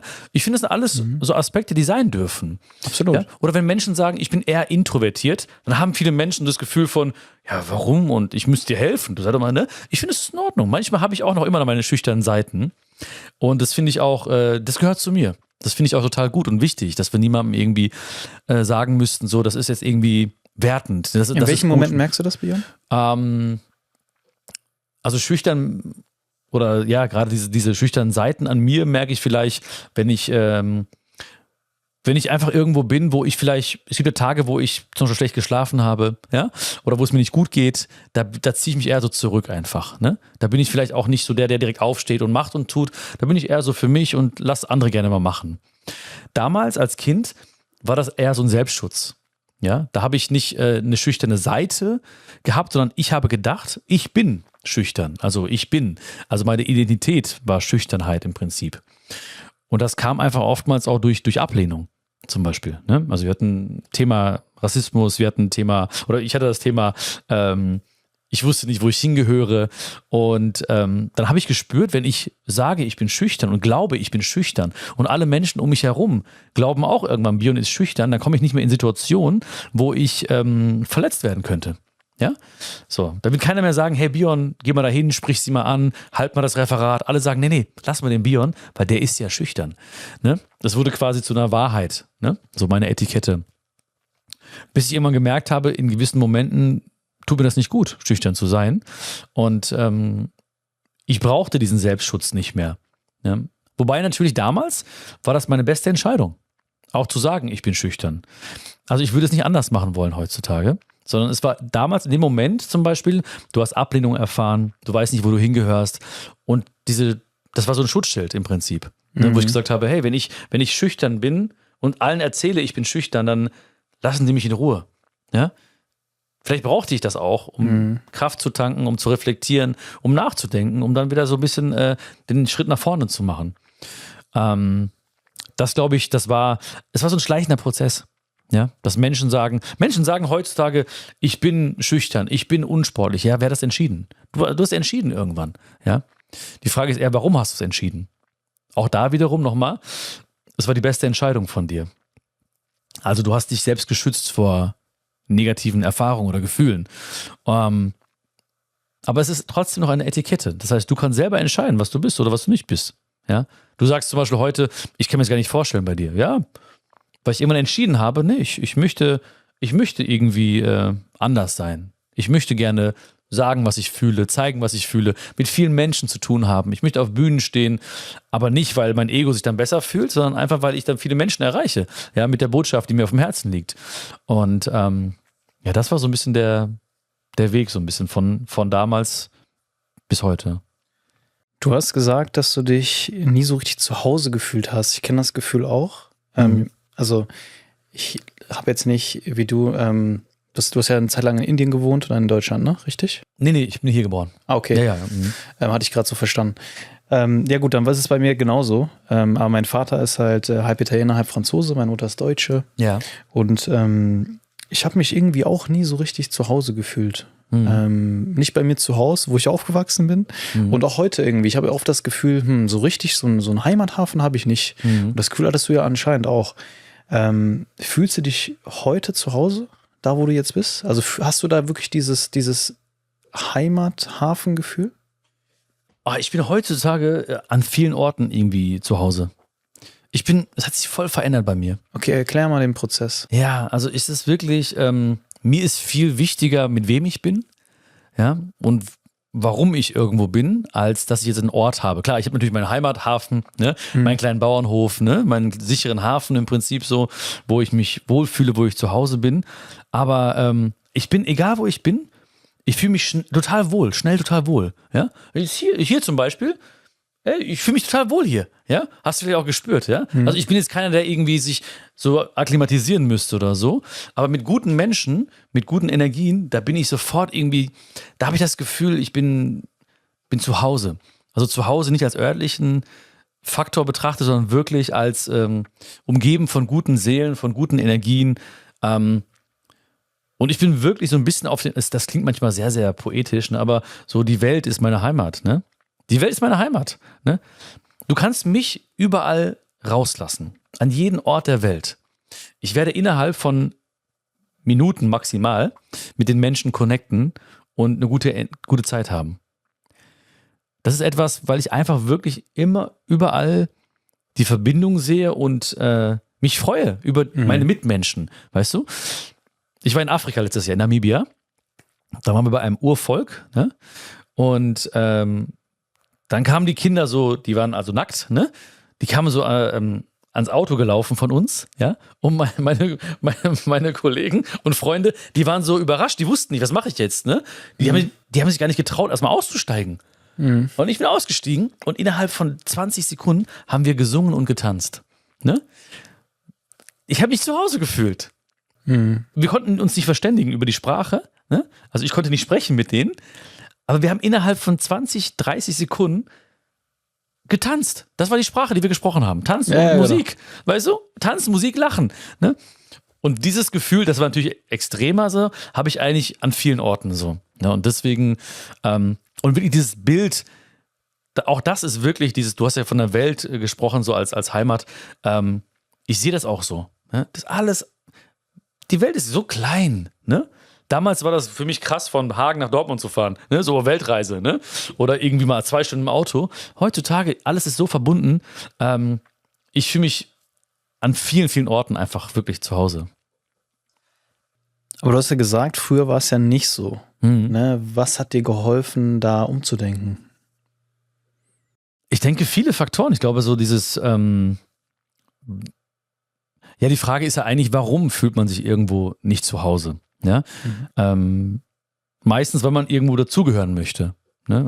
Also quasi, ich wollte irgendwie unbedingt hier zugehören, also als Deutscher wahrgenommen werden quasi, weil gefühlt war ich ja Deutscher. Ne? Du bist geboren, du bist in Deutschland. Aber dann siehst du im Spiegel plötzlich oder auf Fotos, ey, du bist ja anders. Ne? Du bist anders als alle anderen. Aber mir war wichtig, ich wollte dazugehören. Ne? So, und ich wollte nicht irgendwie ein Außenseiter sein oder ich wollte nicht irgendwie anders sein. Mein Wunsch damals war wirklich immer, ich habe jeden Abend gebetet. Ne? Bitte, lieber Gott, lass mich morgen aufwachen und hellhäutig sein. Echt jetzt? Ja, jeden Abend. Jeden Morgen aufgewacht. Ne? Hat nicht geklappt. Also wirklich, ne? Krass. Meine Vorbilder, alles hellhäutige Menschen, so, irgendwann möchte ich so aussehen, ne? Hab mich so angezogen, die Frisur so gemacht wie die, aber war meilenweit entfernt davon, ne? Also erst quasi, wo ich in die Akzeptanz kam und mich in die Dinge verliebt habe, die mich ausmachen einfach, ja, habe ich aufgehört mit diesem ständigen Wunsch, ich will dazugehören, ja, so, ich gehöre schon dazu. Und das war so ein Bewusstseinssprung für mich, einfach zu verstehen, du musst nichts tun, um dazuzugehören. Du bist schon einer. Wir sind schon eins. Ja? Wann hast du das gesehen? Oder also wie war der Prozess dahin für dich persönlich? Also ich glaube, ich habe als Kind viel zu viel nachgedacht. Ne? Viel zu viel nachgedacht. Also ich glaube, ich habe viel mehr nachgedacht, als ein Kind das in meinem Alter hätte tun sollen. Einfach, weil ich immer so alleine war irgendwie und dann habe ich immer nachgedacht, immer gehadert mit dem Leben, gebetet und dann macht man sich so Gedanken irgendwie, ja, und dann haben mir irgendwann Bücher geholfen zum Beispiel, ja, so Bücher, ich habe einfach alles gelesen, was mir in die Hände kam, um mich zu verstehen, ja, um selbst zu wachsen, um meine Persönlichkeit zu entwickeln. Und ich glaube, das waren alles so kleine Faktoren, die mir geholfen haben, einfach auch so ein bisschen, diesen ständigen Wunsch zu haben, dazuzugehören. Irgendwann habe ich verstanden, ich gehöre dazu, ob du willst oder nicht, ja, so, also geliebt zu werden ist dein Geburtsrecht. Das ist nichts, wo du irgendwie jetzt, im Prinzip ist es so diese Veränderung vom Tun weg ins Sein. Ne? Wenn man das jetzt mal so ein bisschen aus der Makroperspektive betrachten würde. Also früher habe ich mich gefragt, was muss ich tun, um dazuzugehören? Also, und dieses Tun habe ich verändert einfach, indem ich gesagt habe, ich bin schon. Ja, ich bin Mensch. Ja, so, ich bin Human Being, kein Human Doing. Ne? Ich muss nichts machen, um irgendwie jetzt anerkannt zu werden oder akzeptiert zu werden. Und ich glaube, das waren so kleine Dinge, die in mir echt eine große Veränderung bewirkt haben. Du hast ja ein Kind, ne? Mhm. Und es ist ja oft so, dass man seinen Kindern sozusagen versucht, seine Lebensweisheiten irgendwo mitzugeben. Deswegen interessiert mich, was ist etwas, was du deinem Kind versuchst mitzugeben? Ja, also ich glaube, bei den Kindern ist es ja extrem und also bei allen Menschen ist es eigentlich genauso. Worte sind schön, aber ein Kind wird immer das tun, was du auch tust. Ja? Bist du respektvoll zu anderen, wird es auch das als Vorbild nehmen. Ja? Hebst du Müll auf, wird es auch immer Müll aufheben. Ja?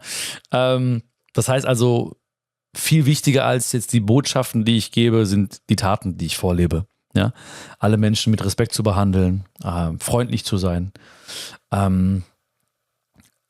Ich glaube, was bei meinem Sohn, glaube ich, sehr deutlich wird, ist, er ist sehr, sehr im Moment. Ich versuche sehr viel mit ihm in der Natur zu sein, mit den Tieren zu spielen, Respekt zu haben vor den Tieren.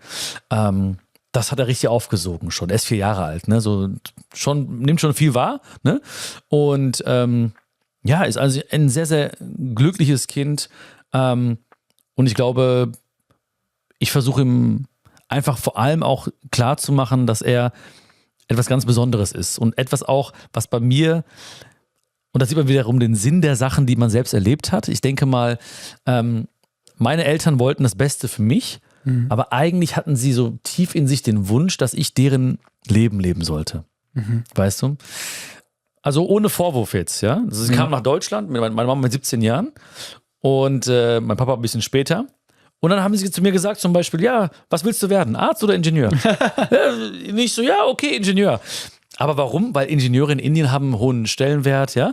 Sie haben mich nicht gefragt, was macht mir Spaß, sondern haben gesagt, hey, Arzt oder Ingenieur. Und das ist etwas, was ich verändert habe natürlich. Ich sage, hey, das, was dir Spaß macht, musst du machen. Das, was dich glücklich macht, musst du machen. Ja? Und das gebe ich immer weiter. Also nicht nur meinem Sohn, sondern an jedem Menschen im Prinzip. Ja? Da ist etwas in dir, was dich einzigartig macht. Ne? Also so diese Kombination aus allem, deiner Geschichte, deiner Biologie, deiner Anatomie, deiner Erfahrung, deinen Gedanken, diese Kombination ist einzigartig. Das wird es nie wieder geben und das gab es noch nie. Ja? Und in dir liegt so ein Riesengeschenk und ich würde mich sehr freuen, auch das ist etwas, was auch mit Nehmen zu tun hat, wenn du das erkennst und das lebst. Ja, und das ist vielleicht die große Botschaft, die ich in kleinen Botschaften immer wieder weitergeben würde und weitergebe auch. Ich fühle das, was du sagst, mit der Einzigartigkeit, die man sehen darf und leben darf. Und trotzdem glaube ich, dass es für sehr viele Zuhörerinnen schwer greifbar, weil manchmal ist man in einer Situation und man weiß nicht genau, was will ich eigentlich machen. Ne, mir wird auch oft die Frage gestellt, woher wusstest du denn jetzt, dass du den Podcast machen willst? Wie hast du das denn alles angefangen? Also wie hat das angefangen? Wie kam die Idee, dass du das machen willst und so weiter und so fort? Und ich weiß auch von mir selbst, wenn ich in die Vergangenheit gehe und noch immer denke ich über viele Sachen nach und manchmal darf man auch sich dem Prozess einfach hingeben. Aber ich weiß von meiner eigenen Erfahrung, es kann schwer greifbar sein, wenn man sowas hört, weißt du? Weil Björn, du bist jetzt auch sehr erfolgreich. Viele Leute schauen zu dir auf und ich bin immer ein großer Fan davon und ich meine, das machen wir jetzt auch gerade, so die echte Story dahinter zu erzählen. Was denkst du, hilft Menschen, mehr Zugang zu ihrer persönlichen Einzigartigkeit zu bekommen? Weil ich glaube, damit haben wirklich viele Leute Probleme. Die sind so im Alltag gefangen, die machen ihren Job 8 Stunden am Tag, dann ist da vielleicht noch die Familie und es fällt einem vielleicht auch einfach dann aufgrund der ganzen Umstände sehr schwer, sich auch mit sich selber zu beschäftigen. Die merken so, so richtig ist es das nicht, was ich gerade mache, ne? Also so richtig erfüllt mich das auch nicht und dann kommt vielleicht auch noch die Frage dazu, muss es mich überhaupt erfüllen, ne? Und ich mache es jetzt ja eh schon lange, das ist sicher, es sorgt für Sicherheit in der Familie und so ein bisschen mehr Zugang so zu diesem Kern zu bekommen, den du gerade beschrieben hast. Was denkst du, kann da helfen? Also Dinge dürfen ja auch sicher sein, ne? Davon mal abgesehen, also manche Menschen, das ist eine Wertefrage, ne? Manche Menschen haben halt ganz, ganz oben Sicherheit, ne? Den würde ich natürlich nie kommen mit hier, du musst das machen und Freiheit und so weiter, weil dann werden wir uns auf einer Ebene vielleicht gar nicht verstehen, wirklich, ja? Also mein Vater und ich, klassisches Beispiel, ne? Sicherheit versus Freiheit, ne? Also er wird immer sagen, nein, mach das. Wenn ich heute anrufen würde und sage, ey Papa, ich gehe jetzt arbeiten als Ingenieur bei Volkswagen oder so, dann würde er sagen, oh, Halleluja, ne? Dann würde er so ein Fest organisieren, ne? Für alle aus der Familie. Er wäre mega happy, weil sein Wert endlich, Sicherheit, ne? Aber sieht er nicht mittlerweile bei dir so das stabile Etablierte? Oder? Ja, schon, aber für ihn ist trotzdem nicht greifbar. Ne, wenn ich eine Story mache oder wenn ich irgendwas mache, dann ist das für ihn so, was macht der Junge da eigentlich? Ne? Bücher versteht er. Ne? Bücher, klar. du gehst in eine Buchhandlung, da hast ein Buch und dann kaufst du das Buch. Okay. Das ist schwer zu greifen. Also ohne Vorwurf. Ne? Ja, klar. Ich glaube, zum Beispiel, was ein sehr guter Indikator ist, um die Einzigartigkeit zu begreifen, sind Momente, wo du das Zeitgefühl verlierst. Ja? Ich denke, wenn du in deinem Flow bist, hast du kein Zeitgefühl. Ne? Das ist ein guter Indikator. Das heißt, irgendwas in dem Bereich, wo du das Zeitgefühl verlierst, könnte ich vielleicht öfter mal, liegt mir irgendwie. Ja? Manche verlieren das Zeitgefühl, wenn sie mit Menschen sprechen, manche verlieren das beim Backen, manche verlieren das beim Stricken, manche verlieren das beim Reden. Ja, ich verliere es beim Reden zum Beispiel. Wenn ich auf der Bühne bin, ich mache eine Show, die ist 2,5 Stunden lang, gefühlt 10 Minuten.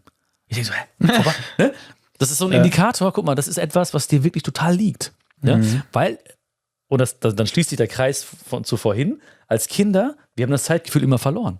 Ne? Zeit war gar nicht die Dimension, in der die für uns so wichtig war. Wir waren immer in einer Dimension, wo Zeit keine Rolle spielte. So, ne? Bis Eltern gesagt haben, komm, wir müssten aber hier, ne? Zeit war, was ist Zeit? Ne? Das ist aber schon mal ein glaube ich, ein sehr, sehr guter Indikator, das Zeitgefühl verlieren. Nicht nur mit welchen Dingen, sondern auch mit wem. Ja? Es gibt ja auch Menschen, mit denen du das Zeitgefühl verlierst. Vielleicht ist da irgendwas. Ne? Entweder können sie dir dienen als Berater, Beraterin, vielleicht gehen sie gemeinsam mit dir diesen Weg. Ja? Und das sehe ich immer wieder. Ich sehe Freunde, die haben einfach die Leidenschaft des Tanzens. Ja? Die verlieren das Zeitgefühl beim Tanzen, aber sie glauben nicht daran, dass sie damit irgendwie Geld verdienen könnten, zum Beispiel. Ja? Und ich sage immer, es geht ja nicht ums Geld verdienen. Also da steht ja das Dienen wieder drin im Verdienen, ne? Das Dienen, das heißt, du musst dienen. Ja? Du machst das, du kreierst einen Wert. Du kreierst ja einen Wert mit dem Podcast jetzt zum Beispiel. So. Und andere Menschen sind bereit, ihren Wert zu tauschen mit deinem Wert. In Form von Zeit und von Energie. Ja?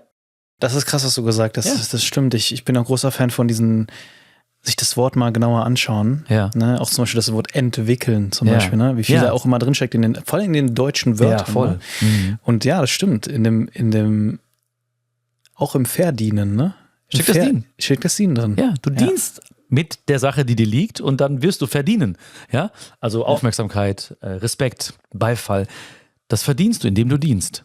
Ja? Und du dienst mit etwas, was dir einfach liegt, was dir gegeben wurde. Natürlich darfst du alles weiterentwickeln. Ja? Wir haben ja auch über Bühne gesprochen, über Bücher schreiben. Da gibt es natürlich Sachen, die du entwickeln kannst, noch in dir. Aber von Grund auf haben wir alle etwas, was unser Herz höher schlagen lässt. Ja? Und ich denke auch, manchmal dient es auch, in die Zukunft zu reisen und sich mal zu fragen, was würde ich später bereuen eigentlich. Ja? Und die wenigsten Leute würden Dinge bereuen, die sie getan haben, sondern nur Dinge, die sie nicht getan haben. Das weiß ich. Wenn ich das nicht probieren würde, weißt du, und es gibt auch keinen festen Plan, weil Menschen sagen zu dir, oh, woher wusstest du, dass du einen Podcast machen musst? Ich weiß ganz genau, wenn du vor 100 Jahren geboren wärst, hättest du auch irgendwas gefunden, ohne Podcast, was dir genau dienen würde. Ne? Ich habe gerade so Gänsehaut, Björn. Ja. Weil, weißt du, woran du mich gerade erinnerst? Dass der Podcast vor 2,5 Jahren nur in meinem Kopf war. Ja. Und du hättest was gefunden auch vor 100 und 500 Jahren. Und weißt du? ich habe dann einfach irgendwie gesagt, also ich bin ein sehr impulsiver Mensch. Ich weiß nicht, wie es bei dir geht, wie es dir geht. Aber ich bin jemand, der, guck mal jetzt, das hast du ja auch mitbekommen, vor 3 Wochen oder was, stand ich auf und hab irgendwie so gedacht, die Wohnung muss ich jetzt heute kündigen. Dann habe ich die gekündigt. So, weißt du? Ja. Und das hat Vor- und Nachteile, ne, dieses Verhalten von mir. Aber das mit dem Podcast war genauso. Ja. Ich war so, ich habe wirklich jahrelang so ein kleines Buch gehabt und da habe ich immer reingeschrieben, so Ideen, die ich hatte. Ja. So, das würde ich gerne machen und das. Ja. Aber mir war immer klar, okay, Studium, ich habe das so von zu Hause mitgenommen, weißt du? Auch, ich muss studieren. Ja, klar. Studium muss durchgezogen werden. Und dann waren die Eltern so stolz, dass ich in einer großen Firma war und so weiter und so fort. Und dann aber habe ich irgendwann gedacht, okay, komm, wenn du es jetzt nicht machst, wann machst du es dann? So. Dann habe ich mir auch gedacht, okay, worauf hast du denn Lust? Das habe ich mich damals auch, aber das ist auch meine Mentalität. Dieses, okay, du kannst jetzt was Eigenes machen, das ist gerade die richtige Zeit. Ich habe das Gefühl, gerade ist die richtige Zeit. Ich glaube, das ist auch ein Gefühl, das man hat. Ist gerade die Zeit, dass du jetzt, ne, weil oft ist es ja, so war es bei mir, ne, mich würde auch interessieren, wie es bei dir war. Es ist oft so ein Bedürfnis, das in einem schlummert für eine gewisse Zeit. Und dann, finde ich, kommt irgendwann der Punkt, so habe ich das bei mir erfahren, ist bei vielen Sachen so, auch bei der Kündigung der Wohnung gewesen. Das schlummert in mir. Und das ist auch, finde ich, ein Prozess, das anzunehmen, dass da etwas ist. Auch wenn du es noch nicht ganz ergründen kannst. Das habe ich ganz oft. Dann ist es so, okay, da ist was. Ich gebe dem ab und zu mal Raum und lass es einfach mal da sein. Und irgendwann gibt mir das mehr Zeichen und Antworten. Und dann, wenn du merkst, okay, du merkst es eigentlich, finde ich, jetzt ist der Moment. Und ich hatte so das Gefühl, jetzt ist der Moment, dass du mal was Eigenes machen darfst, weil du willst es machen. So, und dann habe ich mir überlegt, okay, was soll das sein? Und dann habe ich mir auch gesagt, es muss was sein, was dir Spaß macht. Es muss was sein, worauf du Lust hast. So. Und dann habe ich gesagt, ich mache jetzt einen Podcast, weil ich halt immer auch Podcasts gehört habe, viel aus den USA so. Die haben mich, und wenn ich die richtigen Podcasts gehört habe, Björn, hat mich das inspiriert. Ja, so. ja klar. Ja. Und dann dachte ich mir, da habe ich eigentlich Bock drauf. So, und dann habe ich investiert, habe das Equipment gekauft und habe gestartet. Ja. So. Es war erst ein Gedanke im Kopf. Es war einfach nur, und wenn man sich das überlegt, guck mal jetzt sitzen wir hier. Ja. So, und das alles nur wegen einem Gedanken im Kopf. Ja. Hätte ich das jetzt vor 2 Jahren gesagt, dass ich hier mit Björn sitze, hätte ja keiner geglaubt. Weißt du, was ich meine? Ja, klar. Und dasselbe ist ja auch, warum erzähle ich das jetzt nicht, weil der Podcast so toll ist und. Doch, ist toll. Danke. Das war ein Test.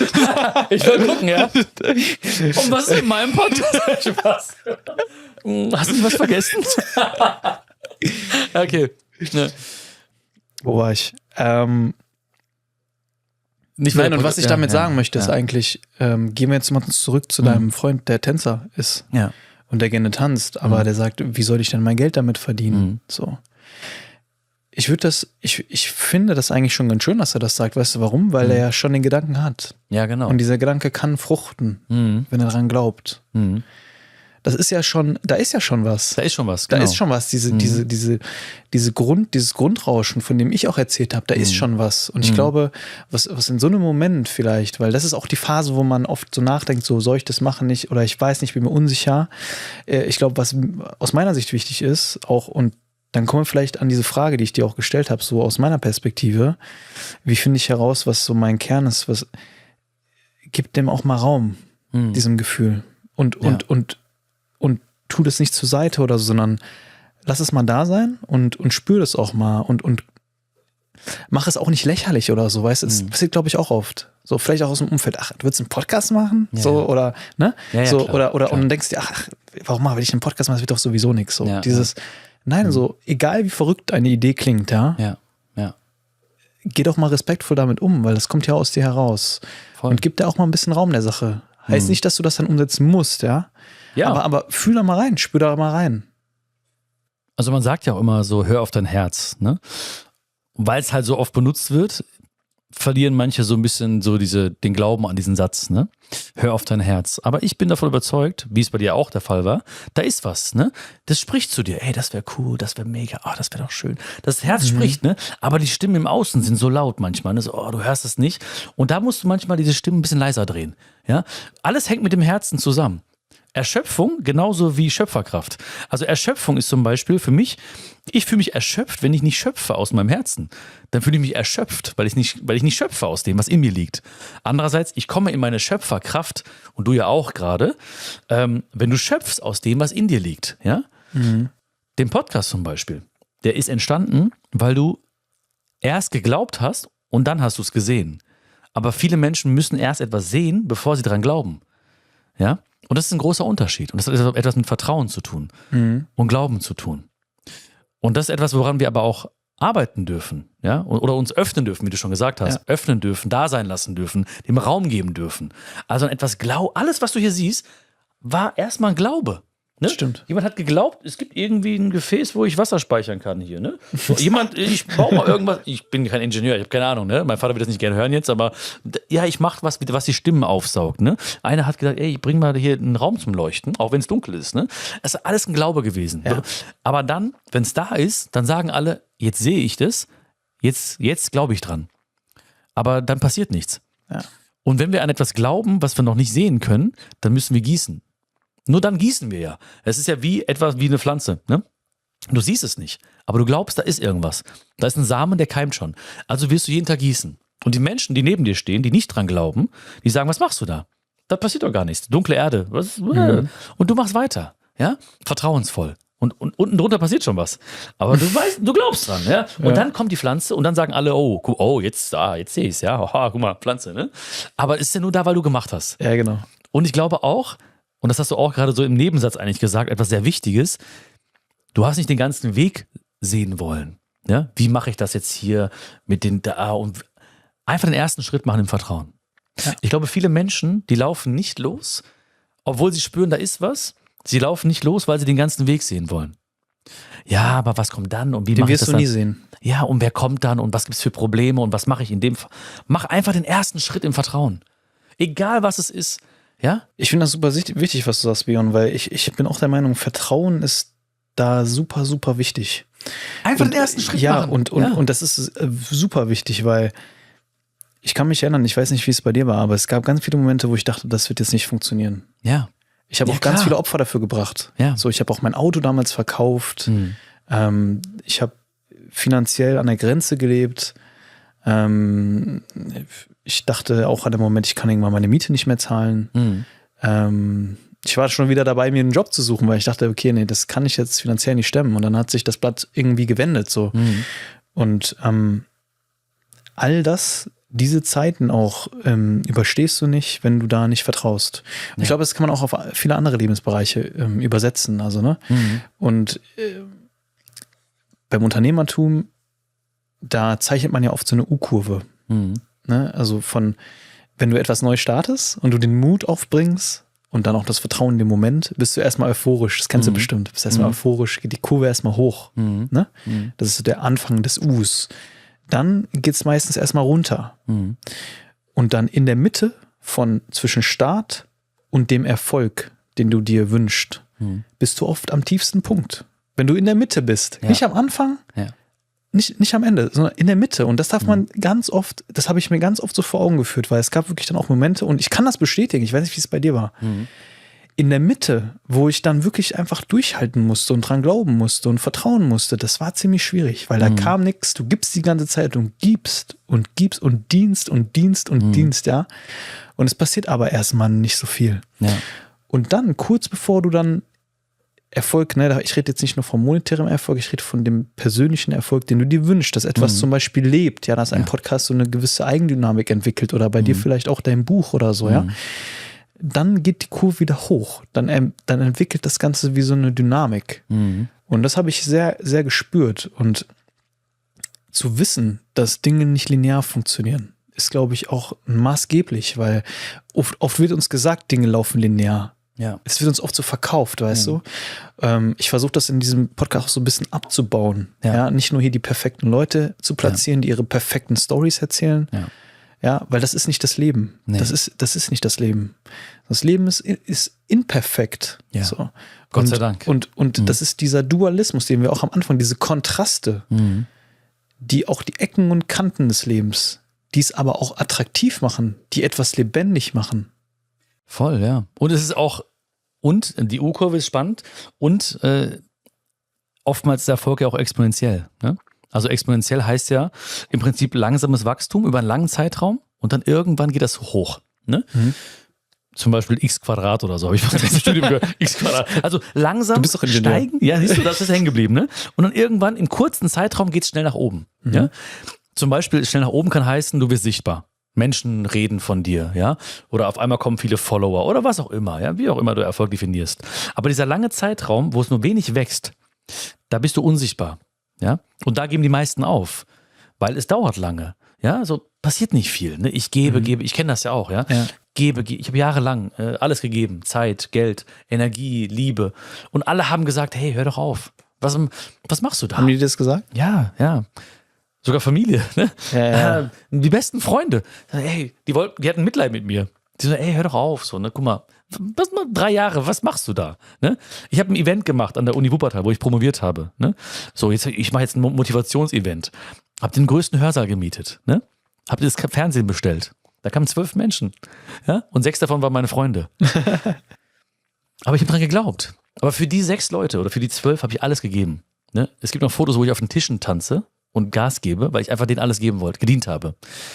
Und diesen Zeitraum des kleinen Wachstums oder des geringen Wachstums, den überstehst du nur, wenn dein Motiv klar ist.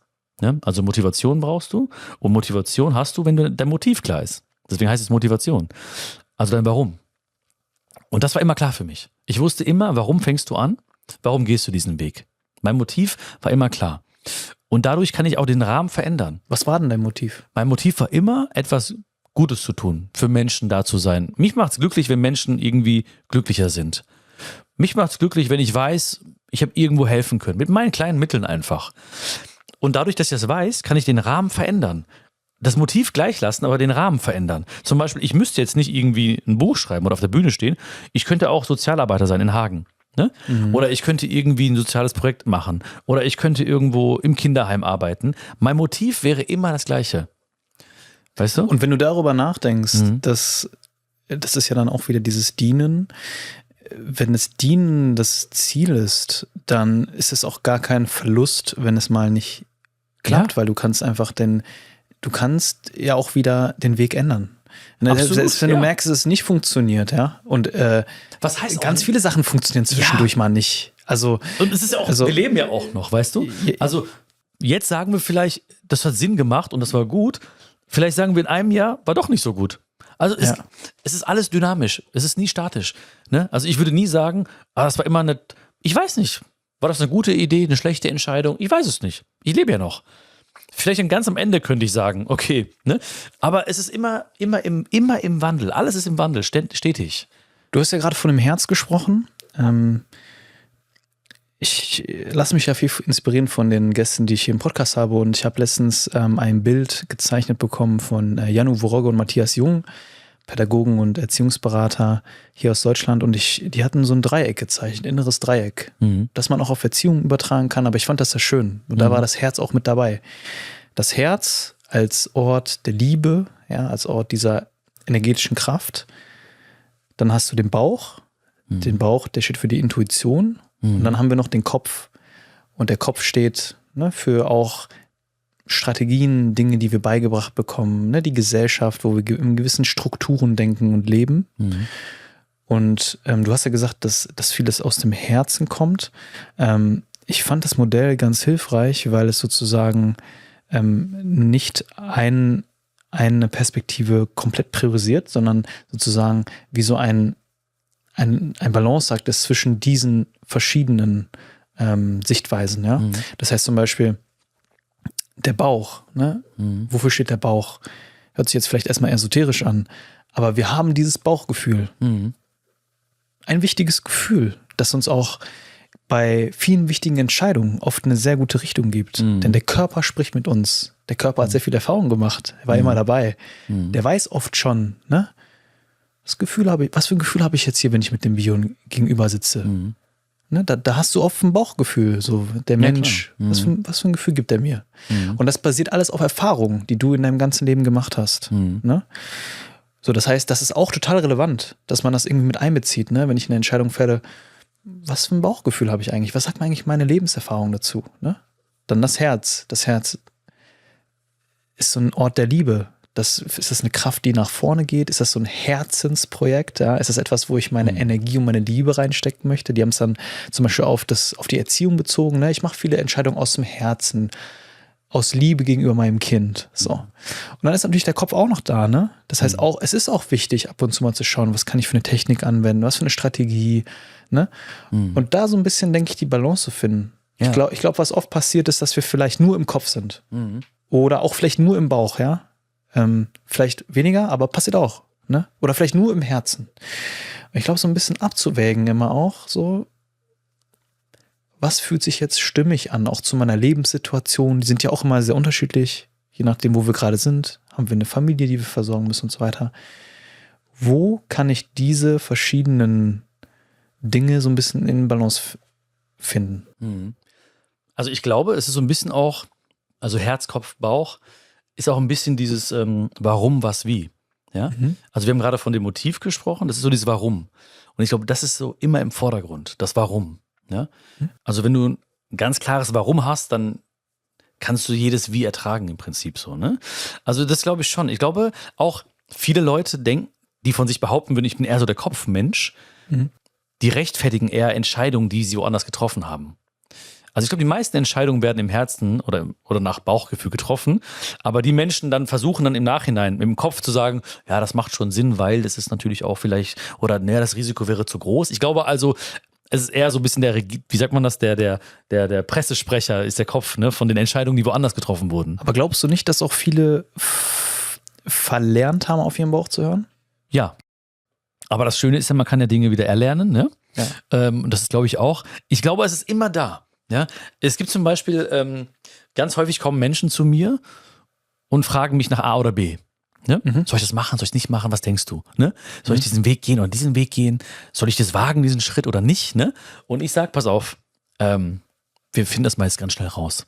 Dann nehme ich eine Münze und sage, pass auf, A ist Kopf und B ist Zahl. Und sagen die, okay, kein Problem. Die wissen ja, was kommt. Ne? Also schmeiße ich die Münze hoch, dann fange ich sie. Dann sind sie noch entspannt. Ne? Und dann packe ich sie weg. Und dann sagen die, was?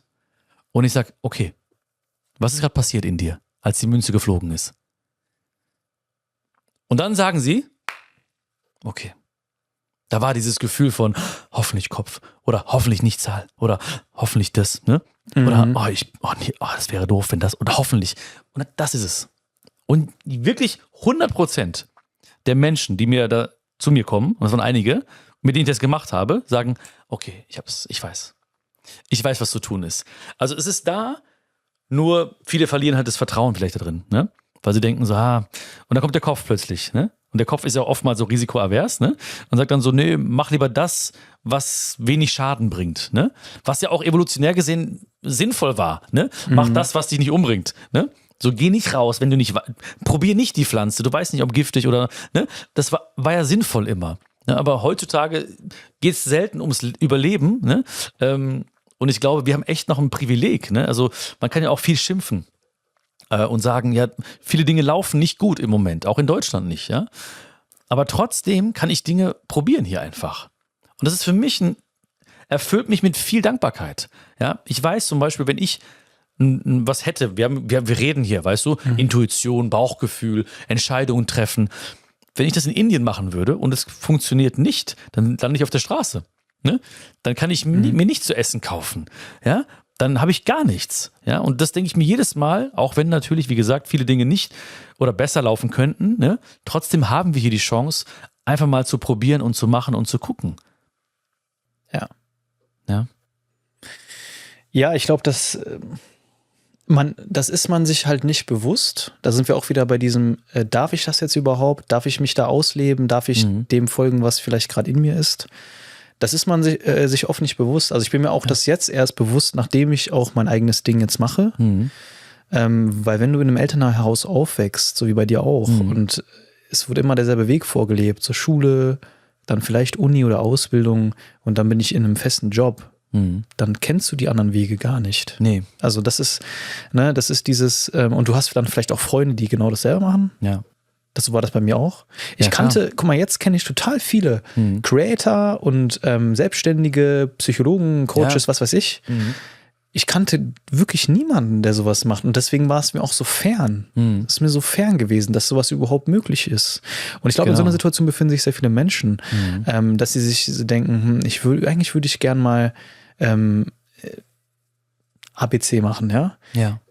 Aber ob das geht überhaupt, weiß ich nicht. Weil ich kenne niemanden, der sowas macht. Ja. Und das Interessante ist aber, du wirst Leute kennenlernen, wenn du den Weg gehst. Absolut. Du wirst Leute kennenlernen, wenn du diesen Weg gehst. Mein Ausweg war damals die Bücherei zum Beispiel. Ja? Das ist auch ein Grund, warum ich Bücher schreibe, weil Bücher mich auch gerettet haben. Weil ich war in Hagen, kein Netzwerk, kein Geld, Umfeld war nicht optimal, aber diese Bücherwelt hat mir in mir etwas kreiert, was nicht gewesen ist. Dieser, hey, da ist was möglich, da kann was, wow, schöner Gedanke. Ja? Ich bin schlafen gegangen damit, aufgewacht, es hat gelebt in mir plötzlich, ja. Das heißt also, das war für mich sehr, sehr wichtig, diesen Horizont zu erweitern mit den Büchern. Ja, ich glaube, es gibt kein besseres Kosten-Nutzen-Verhältnis als ein Buch. Ne? Wenn du 10 Euro bezahlst, 20 Euro, kriegst du manchmal das ganze Leben geschenkt eines Menschen. Der hat sich ein halbes Jahrhundert beschäftigt und gibt dir das mal eben. Weißt du, das ist so eine tolle Möglichkeit, mal einzutauchen, wirklich. Ich glaube, das ist ganz, ganz wichtig, einfach sich dessen mal bewusst zu werden und nur einen Schritt zu machen. Also nicht, um irgendwo anzukommen, sondern um jemand zu werden. Das ist das Wichtige, weißt du? Du wirst nie den Punkt haben, wo du sagst, so, jetzt ist mein Podcast, jetzt bin ich zufrieden damit, sondern du bist Podcaster zum Beispiel, ne? Du bist das jetzt geworden. So wie der Bergsteiger, der will Bergsteiger werden, der will nicht auf die Spitze, weil der würde einen Hubschrauber rufen, ne? Wenn es ihm nur darum gehen würde. Der will werden, der will fallen, der will laufen, der will Aussicht genießen, der will chillen, der will ein bisschen eine kleine Rast machen. Und diese Lust aufs Werden wollen, das dürfen wir wieder. Das ist super wichtig. Erwecken. Ja, also nicht nur zu denken, ich will das sein, sondern auf Englisch so ein bisschen falling in love with the process. Also fang an, den Prozess zu lieben. Den Prozess des Scheitern, wieder aufstehen, Pläne. Gegen die Wand rennen, rennst halt nochmal dagegen. Natürlich. Ja, beim dritten Mal. Aber ist doch geil. Brichst du durch. Ja. Natürlich. Es ist doch das Leben. Das ist das Leben. Ja. Das ist auch die Realität. Wenn du Gott, es gibt so einen Satz, wenn du Gott zum Lachen bringen willst, dann erzähl ihm von deinen Plänen. Und es ist wirklich so, ja. Also wenn ich sage, ja, das mache ich dann so und dann, der denkt sich so, weißt du, wir sind nur für uns verantwortlich. Ja? Ich glaube, viele Menschen wollen ja auch dann alle Variablen kalkulieren und kennen. Das geht gar nicht. Ja, wir sind auf der Autobahn heute, ich bin heute zu dir gefahren. Ja. Ich kann gucken, dass wir nicht betrunken Auto fahren, ne? Oder einen Führerschein haben. Aber das sind tausende Autos. Ich sehe nicht mal die Gesichter der Fahrer, Fahrerinnen. Trotzdem, ich vertraue denen einfach. Ja. So viele Variablen, die ich gar nicht bestimmen kann. Überleg mal, wie krass wir vertrauen, obwohl uns das gar nicht bewusst ist. Ja, komplettes Vertrauen. Ich sehe die nicht mal. Ich sehe nur so Blechkisten. Und egal, was du tust, wird es genauso sein. Du kannst in dich vertrauen, in deine Fähigkeiten. Ja? Dazu zählt auch, dass du deiner selbst bewusst wirst. Also weißt, das kann ich gut, das kann ich nicht so gut. Darauf setzt, was du gut kannst. Nicht um die Schwächen kümmern, ja? Auf das setzen, was du gut kannst und dann Vertrauen zu haben. Und dann zu wissen, okay, das Leben ist immer so. Die Tendenz ist entscheidend, ja? Dass es nicht eine Gerade bleibt, sondern dass das quasi eine leichte Steigung hat. Und es passiert, ehrlich gesagt, aus meiner Sicht automatisch. Ja. Weil je mehr du dich auch mit etwas beschäftigst. Ja. Wenn du anfängst mit Sport, am Anfang ist es super schwierig, du hasselst, du bist vielleicht im Fitnessstudio zum ersten Mal, weißt gar nicht, ja, was mache ich jetzt hier überhaupt, was ist das überhaupt für ein Gerät, wie bewege ich mich denn hier in diesem Gerät? Und mit der Zeit wirst du automatisch, weil du dich mit dem Thema beschäftigst, wirst du automatisch besser. Mir ist noch ein Satz eingefallen, da würde ich gerne auch nochmal deine Haltung zu hören. Das habe ich mal von einem Mönch gehört, von einem Shaolin-Mönch. Der hat mal gesagt, wenn du auf dem richtigen Weg bist, dann wird der immer einfacher werden. Wenn du auf dem falschen Weg bist, wird der immer schwieriger werden. Wie fühlst du dem gegenüber? Ja, es gibt einen anderen Satz, der steht ein bisschen im Kontrast dazu. Und zwar habe ich mal gelesen, ich weiß nicht, wo ich es gelesen habe. Der Weg in den Himmel fühlt sich an wie die Hölle und der Weg in die Hölle fühlt sich an wie der Himmel. Ja? Da steht so ein bisschen im Kontrast dazu. Ja? Stimmt, ja. Ja, weißt du, wie ich meine, ja? Also da steckt echt eine krasse Wahrheit drin, ja. Der Weg in den Himmel fühlt sich an wie die Hölle oftmals, ja. Also mit Schwierigkeiten gepflastern oder der Weg in die Hölle fühlt sich an wie der Himmel. Wo ich zustimme. Ich finde da gar nicht mal, dass es so krass im Kontrast steht, weil der Weg in den Himmel fühlt sich an wie die Hölle. Okay. Aber je länger du den Weg gehst, ne, das ist ja das, was mein Satz war, ne? Dann wird der ja leichter werden mit der Zeit. Ja, das schon, mit der Zeit schon. Ja. Also das sehe ich schon so. Ja, aus der Hölle heraus vielleicht auch so ein bisschen. Ne? Also vielleicht, Hölle ist auch ein sehr hartes Wort. Ja, also, ja klar, das sind extreme Schwierigkeit, aber ich sehe das schon. Ne? Also ich schließe, glaube ich, beides mit ein. Also wenn du anfängst, ist es erstmal super schwer. Du musst so alles ergründen und alles ist neu und du bist überfordert. Und ich fand das aber irgendwie schön, das hat mir Hoffnung gegeben, dieser Satz. Wenn du auf einem richtigen Weg bist, dann wird es mit der Zeit einfacher werden. Ja. Ich glaube auch. Also einfach heißt ja für mich, hat viel mit Leichtigkeit zu tun. Ne? Ich glaube, also Leichtigkeit heißt auch zum Beispiel, dass du von guten Menschen umgeben bist. Ja? Und ich merke zum Beispiel, was sich extrem verändert hat, das ist sehr, sehr konkret, aber zum Beispiel, ich habe nur noch tolle Menschen im Handy. Ja? Wenn mein Handy klingelt, ich weiß zu 99%, ich freue mich. Oh, ich denke so, wer ist das diesmal? Und früher war es das Gegenteil. Immer so, was will er denn? Warum er jetzt schon wieder? Es war, weißt du, der Weg, seitdem ich meinen Weg gehe, ist es auch da ganz praktisch.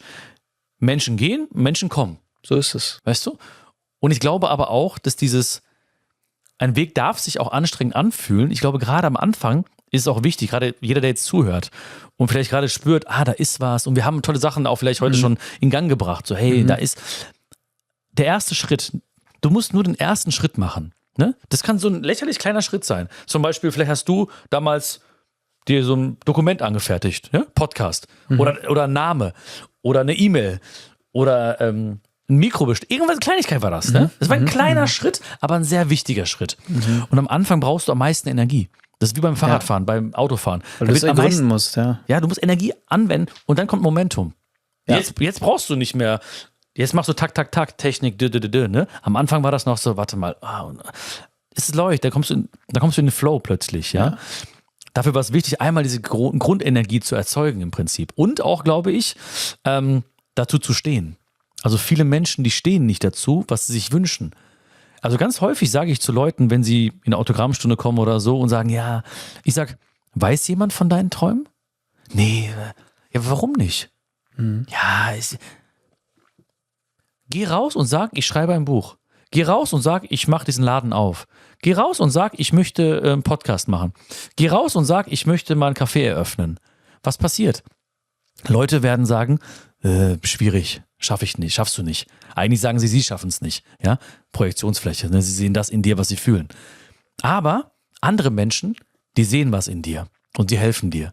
Also in dem Moment, wo ich gesagt habe, ganz öffentlich oder zu meinen Freunden auch, ich mache das jetzt, hat sich alles verändert.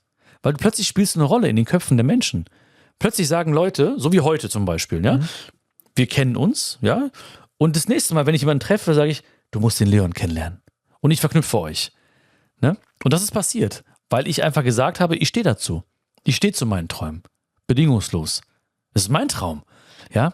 Du musst nicht in meinem Körper schlafen gehen und du musst nicht mit meinen Gefühlen aufstehen. Sogar meine Eltern, ne? Mein Fleisch und Blut, die fühlen nicht, was ich fühle. Sie haben niemals gefühlt meinen Schmerz, wenn ich bei Firma XY gearbeitet habe. Meine Eltern haben niemals gefühlt, wie ich aufgewacht bin. Ja, hoffnungslos und so, aber schon wieder. Meine Eltern haben nie gefühlt, wie traurig ich eingeschlafen bin in Wolfsburg. Ja, beim Automobilhersteller, dessen Namen wir jetzt nicht nennen. Ja? Nein, also, das haben sie nicht gefühlt. Selbst die nicht, das fühlst nur du. Und deswegen war es mir wichtig, dann auch zu sagen, hey, ich stehe auf mit den Gefühlen, ich gehe schlafen mit meinen Gefühlen, ich stehe dafür. Ja? Und ich werde niemals 1/3 meines Lebens wegschmeißen, um nicht meine Träume leben zu dürfen. Björn, am Ende des Podcasts stellen wir mal dieselbe Frage. Ist schon vorbei, oder was? Haben wir gerade angefangen, gerade oder? 10 Minuten Zeitgefühl vorbei, verloren. 10 Minuten. Zeitgefühl. Wirklich. Wenn du mir jetzt sagst, wie lange wir reden, werde ich sagen, nee, glaube ich nicht. Was sagst du, wie lange reden wir jetzt? Also gefühlt 10, 15 Minuten, wirklich. Okay. Gefühlt. Wahrscheinlich sind es jetzt anderthalb. Anderthalb Stunden, ja. Ja, krass. Ja. Gutes Zeichen. Siehst du? Solltest du öfter machen, so einen Podcast. Auf dich, ne? Tschüss. Ja. Du trinkst aber ganz schön wenig, ne? Ja, ich habe halt nicht so einen fancy rote Betesaft. Rote Betesaft, ja. Nee, aber ich brauchte das heute wegen der Allergie. Aber trinken ist immer gut. Jetzt kommt die letzte Frage, ne? Wenn du einen Satz an die Menschen rausschicken könntest, den sie alle lesen werden, welcher wäre das? Also ganz, ganz, ganz, ganz wichtig für mich ist einfach, sei freundlich. Ja, sei freundlich zu dir und zu anderen. Viele Menschen haben das verlernt, ja, zu sich freundlich zu sein, also dich als wichtigste Beziehung deines Lebens zu betrachten und wirklich in jeder Situation freundlich zu sein. Zum Nachbarn, zum Bäcker, zur Bäckerin und gerade auch zu den Menschen, die nicht freundlich zu dir sind. Weil das ist das Prinzip der Nächstenliebe. Ja, liebe deinen Nächsten wie dich selbst. heißt nicht, den zu lieben, der dich liebt. Ne? Du bist nett zu mir. Es ist so einfach für mich, nett zu dir zu sein. Ja? So, du bist offen, ich bin offen. Easy. Aber was ist, wenn du nicht nett bist zu mir? Dann ist es gefordert, dass ich nett bin und freundlich bin. Also sei freundlich ist für mich das, was jeder einfach wirklich mitnehmen kann und verändern kann. Ja, weil das ist das, was wir auch gesagt haben, was wiederum diese Verbindung herstellt. Wo wir spüren, warte mal, das ist ein Mensch. Vielleicht ist ein Mensch gerade nicht freundlich zu mir oder nicht nett zu mir. Ich kenne seinen Weg nicht. Ich kenne seine Geschichte nicht. Ja, ich bin nicht einen Tag in seinen Schuhen gelaufen. Vielleicht wäre ich in diesem Moment als er genauso. Aber ich gebe das, was ich in mir trage. Du hast gerade gesagt, das Herz als Ort der Liebe. Ja, das dürfen wir wieder mehr rauslassen. Das dürfen wir geben. Ja, weil vielen Menschen fehlt diese Liebe. Und wenn du sie hast, dann gib sie doch. Ja. Björn, wo können die Menschen dich finden? Ich bin überall zu Hause. Ja, also ich bin, eigentlich, wenn man mich finden möchte, findet man mich. Ich bin ja unterwegs, deutschlandweit, ne, also in Österreich, in der Schweiz, mit meiner Tour, eine Reise zum Glück. Hab ja auch meinen Podcast, Schokolade für die Seele, habe ein paar Bücher geschrieben und mein neuestes Buch kann man jetzt vorbestellen. Das heißt, der positive Gedankentrick, der beinhaltet sehr, sehr viel von dem, was wir eigentlich schon besprochen haben. Ja, also wie kann ich es schaffen, positiver zu denken? Kann ich Optimismus trainieren? Wie kann ich meinen Akzeptanzmuskel trainieren, um einfach anders zu denken, um damit anders zu fühlen und anders zu handeln? Und würde mich freuen, wenn mich Leute einfach unterstützen würden auf der Reise. Da findet man mich überall. Die Links sind in der Beschreibung. Björn, vielen lieben Dank, dass du heute hier warst. Ich danke dir von Herzen. War richtig, richtig schön. Hast du ganz toll gemacht. Danke.